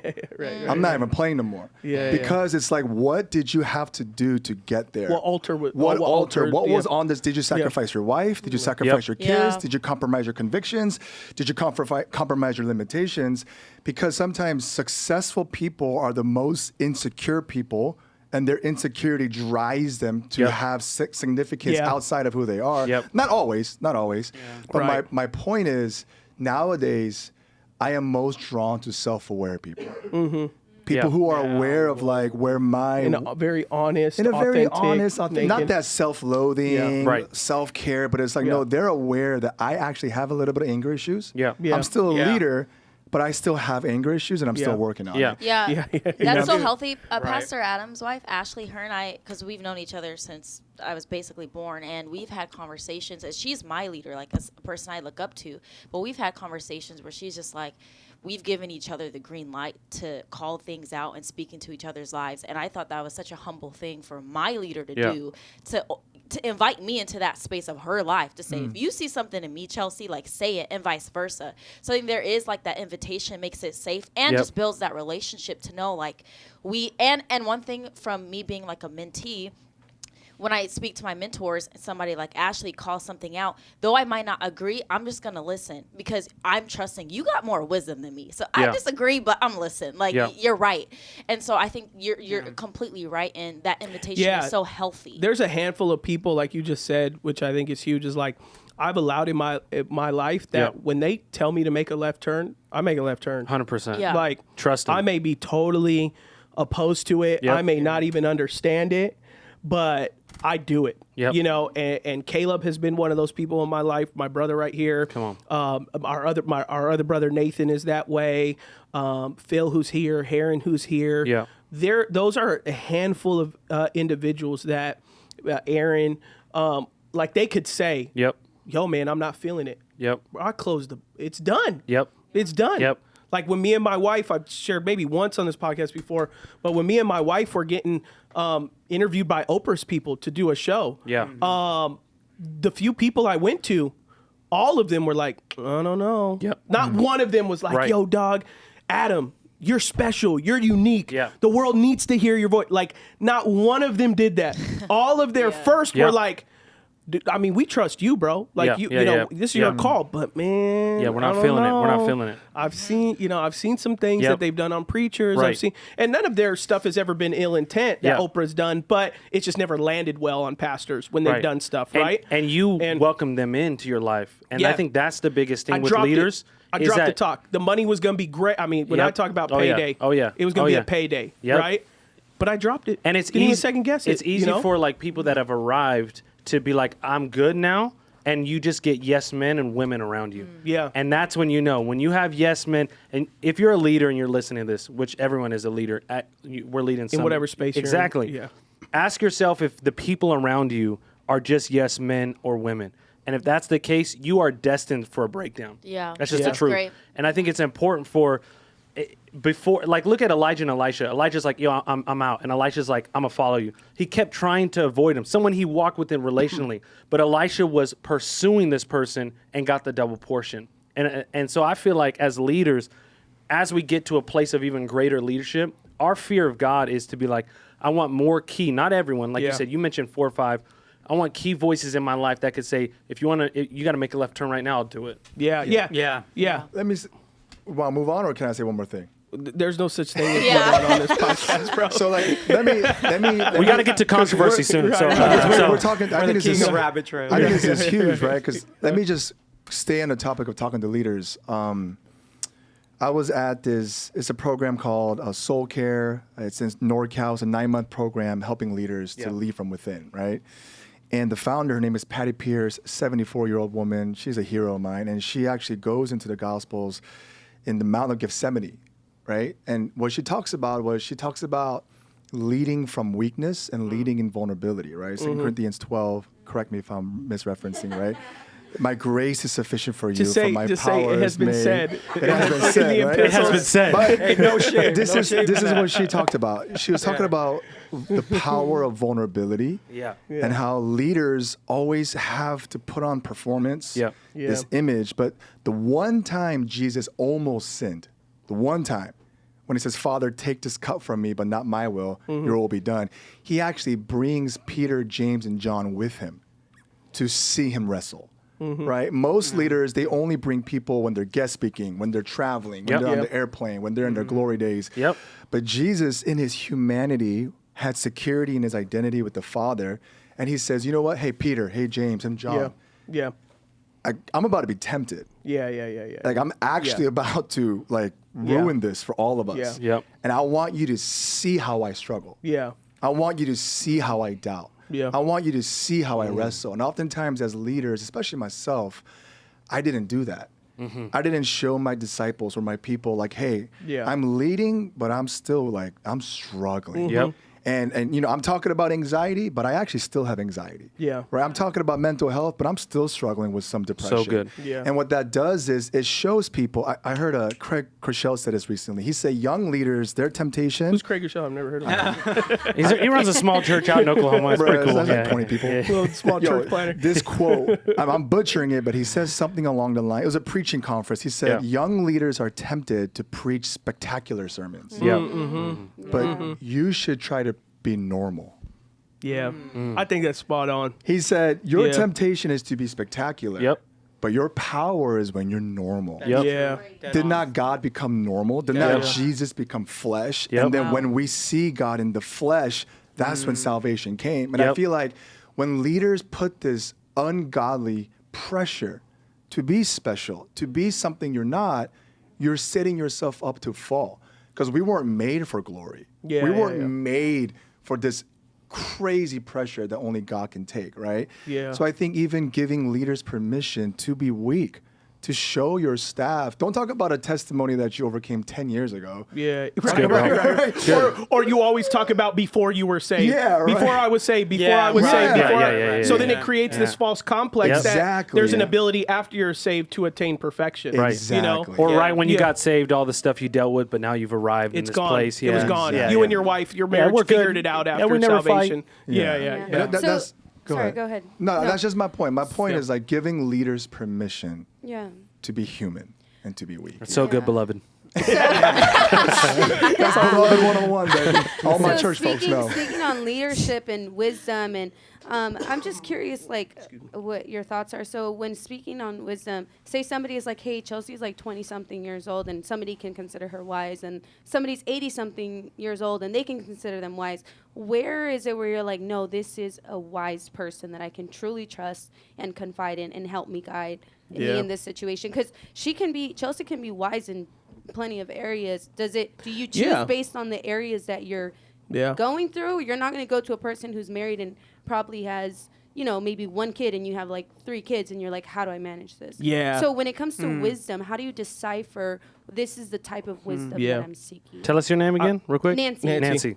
Great question. What I always do is like, number one, I look for fruit in the areas that I'm looking to.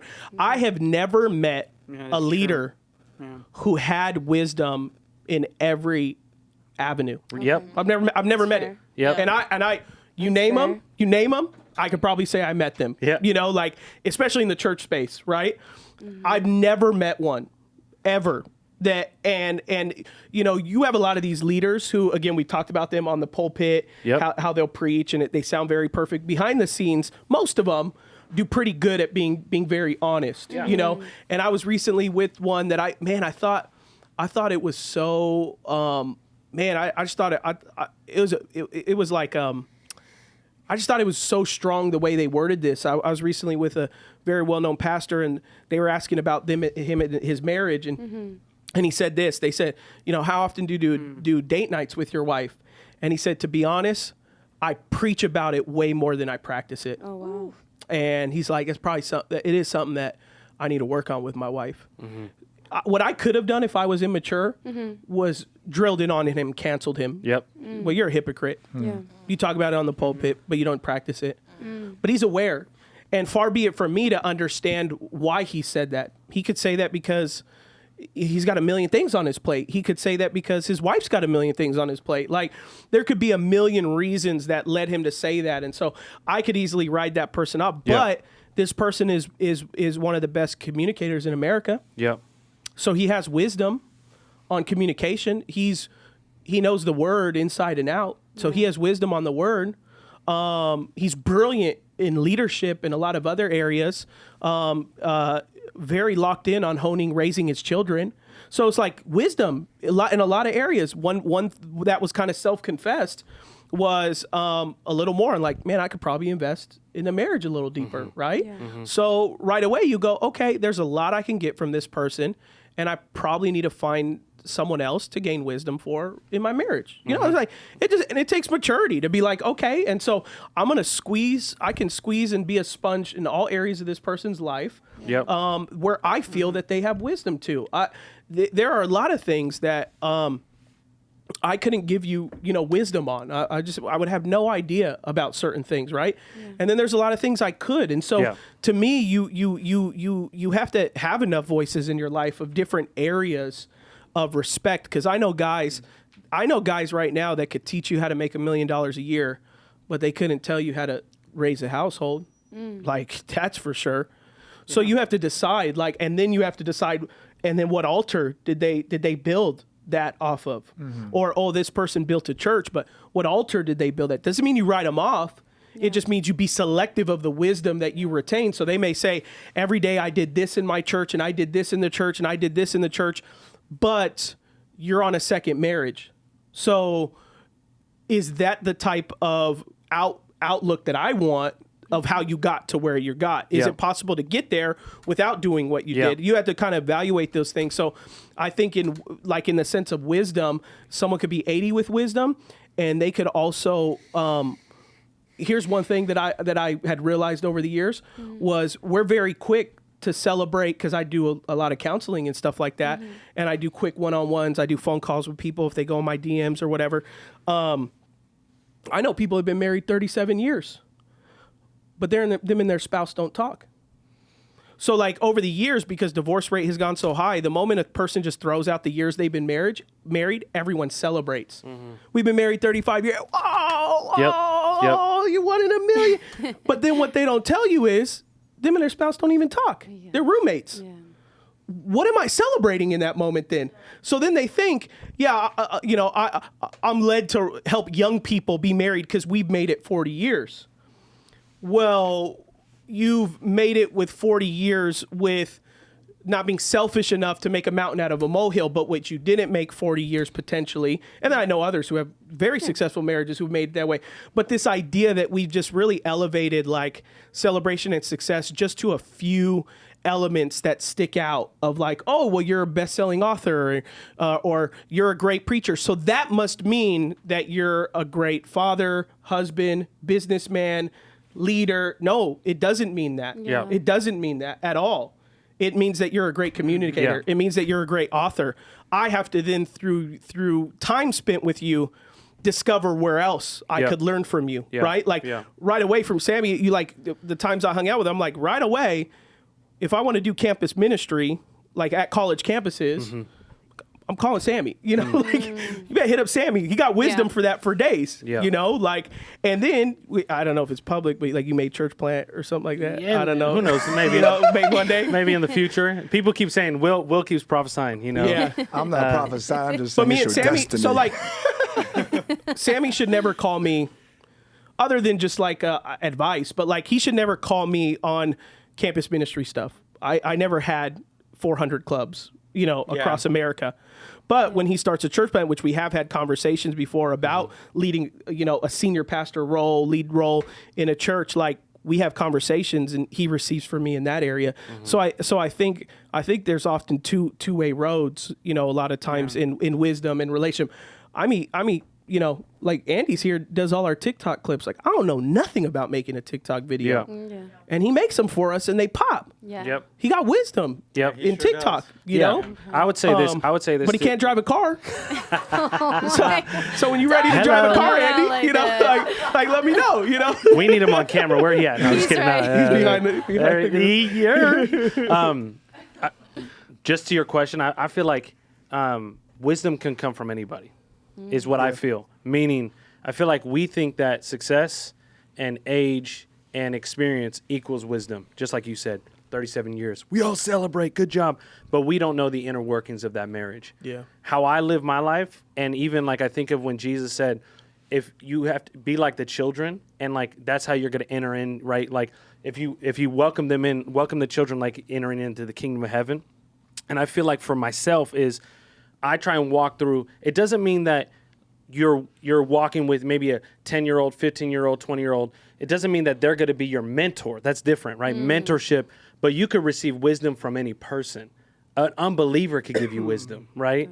Obviously, biblically in Proverbs, it says that the fear of the Lord is the beginning of wisdom. But for me, what I do is I say, God, I will be willing to listen and receive from you from any person. Yeah, that's good. Because that wisdom actually might come from people that have failed, right? We learn through past experiences ourselves or someone else's or failure in our own life. And I feel like the important thing to do for all of us is what I try and do. Not that I'm successful at it all the time, but that I don't just receive from people that I respect and honor. Not that I'm going to receive from that I dishonor, but almost that I feel like that they've arrived so they could speak in. I'm saying, God, at any moment, I want to be able to receive wisdom from someone that I don't even know that there's wisdom for me, right? Like California, there's gold in the ground, but maybe in some of the places, right, that there was gold in, it's not the most beautiful, but at least people dug there and found gold, right? Yeah. So it's important to know that we could find gold even in the most, ugly wilderness places.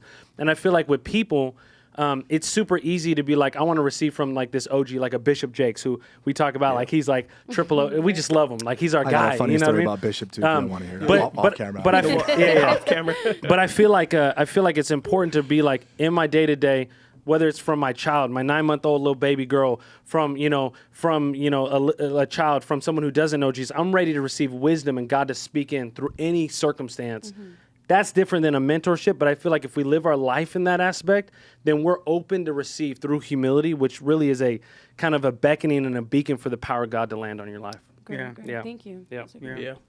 I like it. Will put it though, like nowadays, like that vulnerability and honesty is a big part of me receiving wisdom from someone on a long-term basis. I could, like you said, I could find wisdom in anyone, but to like invite someone in to be, we call them in our circle sages. So like to invite a sage, which shout out to Brad Lomanick who coined that and started it, one of our mentors. But you call someone a sage in your life, which is a regular voice. Like what I'm looking for mainly is that vulnerability and honesty. So like with me, if you came and sat with me about marriage, like within the first 20 to 30 minutes, you're going to hear how me and Ashley were sure of ourselves that our marriage wasn't going to work unless we got some things down. You'll hear from us that we've gone 40 days without sex. We've gone days with X, Y. Like I'm going to first, as we're talking, tell you, whatever you think about our marriage, like it is not perfected in the way that you think it is, right? The wisdom I'm trying to lead in with the fact that we have fallen short. We are working out our salvation. But I could tell you this, we're healthy. That's why I'm offering wisdom. It's because we are truly healthy in this area. Good, and I feel I have something to offer because my wife will echo exactly what I'm going to echo in the room. She's not going to roll her eyes when I'm sharing this advice. Like, I totally listen and respect my wife. And she's sitting there like, yeah, right, Joker. Right? It's like, then that's now where it's time I can receive wisdom. Whereas like I have sat with people early on in the marriage and I'm sitting there and I'm like, it doesn't sound like they're leading me to believe they've ever had any issues. Oh, yeah. And then when I asked them, have you guys ever had any issues? They're like, we have, but God's grace has always been in the center of it. And you're going, what? Like it's weird. What's up with this church Christianese? Like, 100%. like, we haven't had our perfect days, but God has always been in the middle of it. Yeah. I'm going, what does that mean? And then what they're really not telling you is like, like we've had days where we've had separate rooms that we've slept in. Tell me that. Yep. Because I'm on that horizon right now. That's what I need help with, and that's where I need wisdom from. Yep. Is from your gray hairs in that area, and you could earn that. You could earn that gray hair at any age, depending on whatever caliber. So I'm looking at, like if someone I've mentored over the years, they want to go into marketing. Like I could tell you right away, they're like what I did wrong in those areas. And that's what I'm looking for, leading with wisdom through the errors, through the failing, through the falling, through, I had a love of money. I was chasing money. Like I want to hear that and hear what did you give up to get the priorities that I want in that. And so for me, most of the people that I well-rounded have wisdom for, they're definitely not as successful as you would imagine, but I look up to them as a well-rounded person. And that's what I want. Like I don't want this if it means all these other things have to go. So I'd rather have a mentor that has the balance of life that could or balance. I don't really like that word, but has the, you know, the right values and the right equities in life. And that's what I can receive from, you know, I don't want to receive from the pastor who their kids don't go to church anymore. And receive how to church plant. And then when you talk to the kids, it's like, yeah, I don't go to church anymore because, you know, I've heard this before, like what my dad said on stage isn't who he was behind the scenes. Right. So I'm like, okay, they have a 30,000 member church or whatever it may be, but you know, the kids have said enough right there, right? If that's the feedback. Sometimes it's the kids' independent moral decision on whether they want to give their life to Christ or not. But I think what you're saying too is like there's this, at least okay, so my dad's Puerto Rican Mexican, mom's white, grew up in the Dominican for about 4 years during high school time. So I'm what they call like a mestizo mix, right? Just a hybrid kind of deal. And so I feel like sometimes my dad is incredible, love him so much, but sometimes the past generation, it's like if you have pain points or weaknesses, that could be like a weakness. Well, it could be a weakness, but it could limit what you do. So hide it. Don't tell nobody about it. And just, especially as guys, be strong, right? And what's really cool, so like my wife right now, she's starting her master's in marriage and family therapy. She's getting her MFT. And she's always been such a fan about counseling. And, you know, like me being Latino and like, my counseling is sports, man. I just watch ESPN. I feel so much better. And so I love it because I get convicted from in a good way, like with guys like Will, like you're saying, Adam, Caleb, when we talk about, because for me, it's not, I wasn't always shown the model of be vulnerable, because vulnerability is, to me, before was almost like, not only a weakness, but almost like it will hold you back. But that's the thing that people respect the most. And so even another book I'm reading by Samuel R. Chand, it's called Leadership Pain, and it talks about you can only grow to the... It doesn't have the word ladder in it? I don't think so. Maybe it does. Sam Chan? Why? But he's got like 7 books with the word ladder in probably, it. Right? But it's like, I might butcher his quote, but it's like you can only grow to the level of your threshold of pain. And I feel like it's so easy, at least for me, I want to avoid, I feel we all want to avoid pain at all costs. But if we could walk through pain and walk through what we're doing currently, it makes us more human. That's the beautiful thing about Jesus. He was fully God, fully man. If he was just fully God, it's like we couldn't relate to him. But like you said in the garden, even when the homies fell asleep, and Jesus is like, my greatest weakness in your sleeping, but he's bringing them around in that moment. And so I think like really embracing those pain points to be able to walk into the fullness and future of our calling is super key. Yeah, and allowing like imperfect people to speak into your life. You know, like I try to find myself to check my heart on receiving from anyone and wisdom from anyone. And there are people at our church that are so quiet and meek in the church. And whenever I see them, I so look forward to seeing them because their words often carry so much weight to me, but they're not grandiose leaders in the church. They're not, you know, they don't have a stage presence. Some of them don't even serve, but they're faithful to the Lord, you know, and I see their walk with God in terms of their spirituality. And so I really respect when they say something, you know, when they say like, hey, I really feel like God's using this or doing this. I really carry weight to what they're saying. And then some just have certain concerns. Like one of my wife's aunts, like she knows how busy I am. So her main concern is always just my health. So every time I see her, she's always like, she don't care nothing. She don't care where I've spoken. She don't care how the podcast numbers are doing. All she ever wants to ask is, Adam, are you prioritizing your health? How are you feeling? You know, make sure you're not getting sick. Make sure you're not overworking yourself. Are you getting sleep? That's all she cares about. It's all she cares about. And I love that that's all she cares about, you know, because it shows that it shows that. And she cares about that. And like, so guess what? Like for me, my comfort level is if I ever feel like a place where I'm not prioritizing those things, she's going to be one of the first people that I'm honest with because she asks so frequently enough. Like, so you just gotta find respect for people that are around you and in the church. And, you know, so big as like church planners, it's like just engaging with your community and being with community and living with your community and stuff like that. It's like, it's so important because that's what life is about. And most people that are sick nowadays are very lonely. So that's a big sickness. And that's usually what leads to a sickness of a leader. Is most these individuals that you see fall are very lonely people. Yeah. Very, very lonely Yeah. people. Yep. Which true. leads to sickness, Yep. whether it be in their health or it be in their spiritual health with the decisions that they're making, right? Yep. And so I'm always trying to fight that urge for me, which is to seclude, separate myself, To be alone. hide. Yep. Yep. Yep. Okay, I won't be criticized if I'm untouchable or Yep. not untouchable, but unreachable, Yep. right? Yep. And It's so you have to fight that inclination, Yeah. which is like what us three were just talking about before, and our friend Sean spoke last night, and Yeah. we were just talking in our group text of like, we have to prioritize more time together. That's Now, it. we all have our own separate circles and friendship and Yeah. church communities and all Yep. that, but then there's that level of like, okay, now as pastors, Yep. like Yeah. we gotta have that, right? Yep. There's layers to it, right? Yep. So that's what I think the beauty of leadership and wisdom is. You should have layers to your community that equal interest, leadership, qualities, all that kind of stuff like that, and then ultimately your accountability or editability and Yep. all that kind of Yep. stuff like that. You know? Yeah. We're almost done, right? Yep. Okay. Yeah. We got to You get to closing this. thought? Closing question Well, what is it? is it's freedom, right? This is coming out July 4th. Oh, so yeah. Well, Right, the so week of July. the 4th week of July episode. 4th Yes. till freedom. So Yes. I don't know if we got many.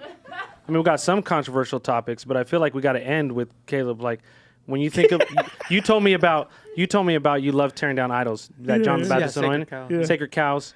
What is one? Maybe I asked you this question. Maybe you've already talked about it. gosh. What is one sacred cow that stands in the way of our freedom?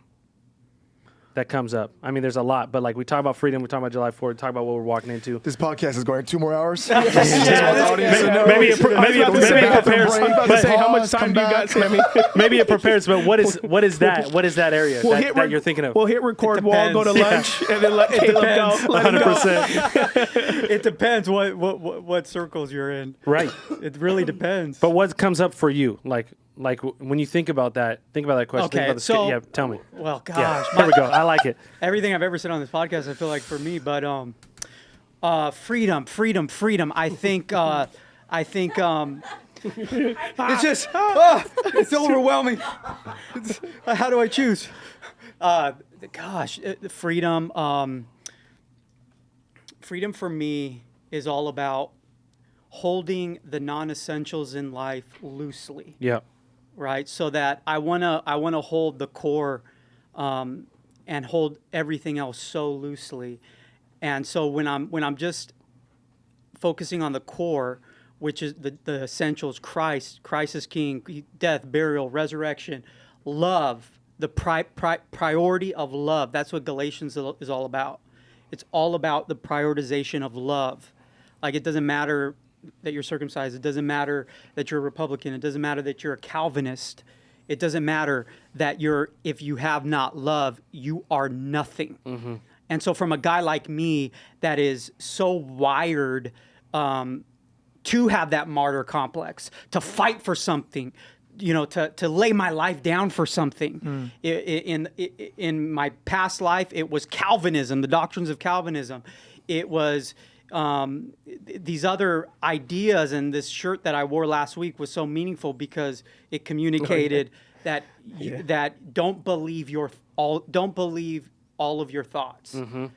Like, just because I think it, that doesn't mean I have to identify with it. I'm not so disconnecting myself from the things in life that I want to hold to a higher value than love, and to the cross of Christ. And with that comes a whole variety of topics that some of which I've covered, but that. I think I'll just give you I want to give you a general answer, because if I go into specifics, it'll just get too long. It'll open up. Here's what I would say about the old Caleb, he's always existed as like we said, like a John the Baptist archetype, right? I love it.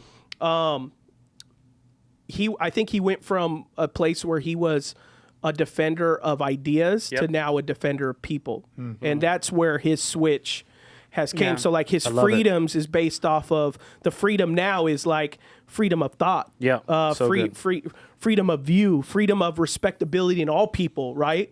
Whereas like the old him was he was, Caleb means dog, so like he was very doggish towards concepts, ideas, convictions, how things ought to be. How and I things would literally not ought look to at be, you right? like you're less than me if you didn't believe in the doctrines of grace. Or Right. you can why you only went to masters, bro. you can only do so much for me and my Right. sanctification Yeah. if you're a Muslim. Right. If you're a Catholic, if you're this.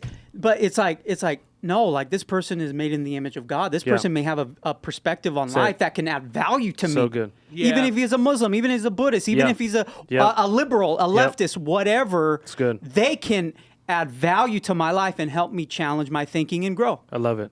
Yeah. It boils down to that. That's so good. So I think that freedom is like good. as believers. Just not judging people, like not feeling like I'm better than people. Yeah. That's what Galatians is all about. Why are you feeling like you're better than these Gentiles because you're circumcised? You're not. Why do you feel like you're better because you believe in predestination or you believe in expository preaching or you believe and they don't? I love it. Yeah. Like you are not better than them. Yep. I'm gonna It's get all Caleb a grace. shirt that just says circumcised. Yeah, So you can wear it next yeah. week. That's my current hobby horse. Phil. Right, that's his jam. It's on my mind right now, so that's I why I love say that. it. What's I love funny is that. like the last episode, I some love people were that, like, bro. "Why didn't you engage with Caleb on the conversation of circumcision?" Here's the short answer: is when someone like him, when they get in that expression, You gotta let 'em flow. Yeah, if go. you pour fire on 100%. like if I'm like, "Yeah, Caleb, yeah," oh gosh, Oh, like yeah. now he's gonna probably overstep, Right. you know. So it's Let like me cook, let me cook. Yeah, you have to Chef just Curry. you have to just back up. And just Yep. let Let it it happen. you know, like if someone was there, like, man, if I was in that Francis situation, I would have checked him. Well, guess what?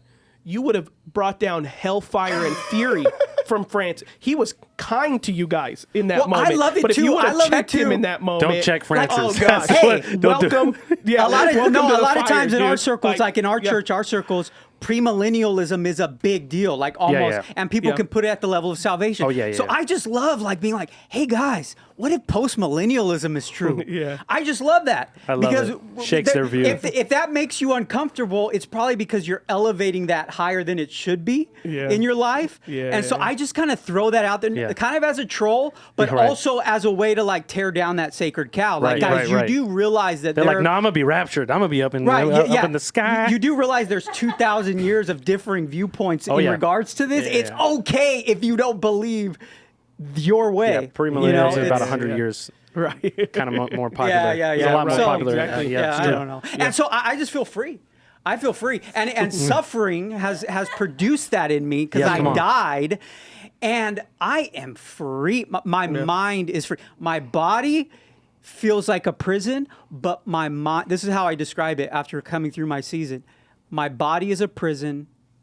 I'm in this body of death, as Paul says. Yeah, But my mind now is free. beautiful. Yeah. I love it. Thank you for 4th sharing. Come on, of come on, July, get it. Freedom Day. I have my Freedom. American flag on here. That's right. Caleb has his American flag right here, and so God bless America on this faithful episode where we all have the freedom to preach the gospel. Thanks for asking right that, now. though. I appreciate No, that. I just wanted to think about that, and I would just say thank you guys. This podcast is incredible. Yeah. It's super fun to create a space like this, and I love that both being brothers, opening up for questions. I love even your response because I wanted to hear what you're thinking, even if it's just a moment, because just even you sharing your process of where you came from, where you're going. I know it's super helpful, and so I love Yeah. Will. He's one of my favorite people. Yeah. He challenges me every day. Likewise, you, and then us kind of connecting, and so I love what you've created. So it's an honor to Yeah. be on here. Thanks, Thank you, brother. man. Thank you. Yeah, thank This you guys was an for awesome show, man. for jumping on Yeah. us. I mean, that's what happens when you get 4 pastors on a table. I knew it was going to go more Yeah. into church space, which was fun. Yeah. We haven't done like a church conversation in a while, Yeah. you know. So We'll talk about the Scotland We trip love it. maybe next time. yeah. Yeah. That's Yeah, the yeah, that's our- the thing our we golf, got yeah. snaked out of money on. Yeah, it's by cool. someone. Yeah, but yeah. Oh, yeah, we got. yeah, we Yeah, didn't do it. we'll do talk it next time. Yeah, we'll talk about it next I time. wanted to hear that one. Yeah, yeah, we'll do it next time. time. If people want Sammy and Will back, just let us know. Yeah. We'll decide. No, I'm Yeah. playing. It was incredible. Thank you guys. Appreciate it. Of course. Yeah, I mean that's it for today. We'll see you. Happy All right. Happy 4th of July, everybody. Awesome.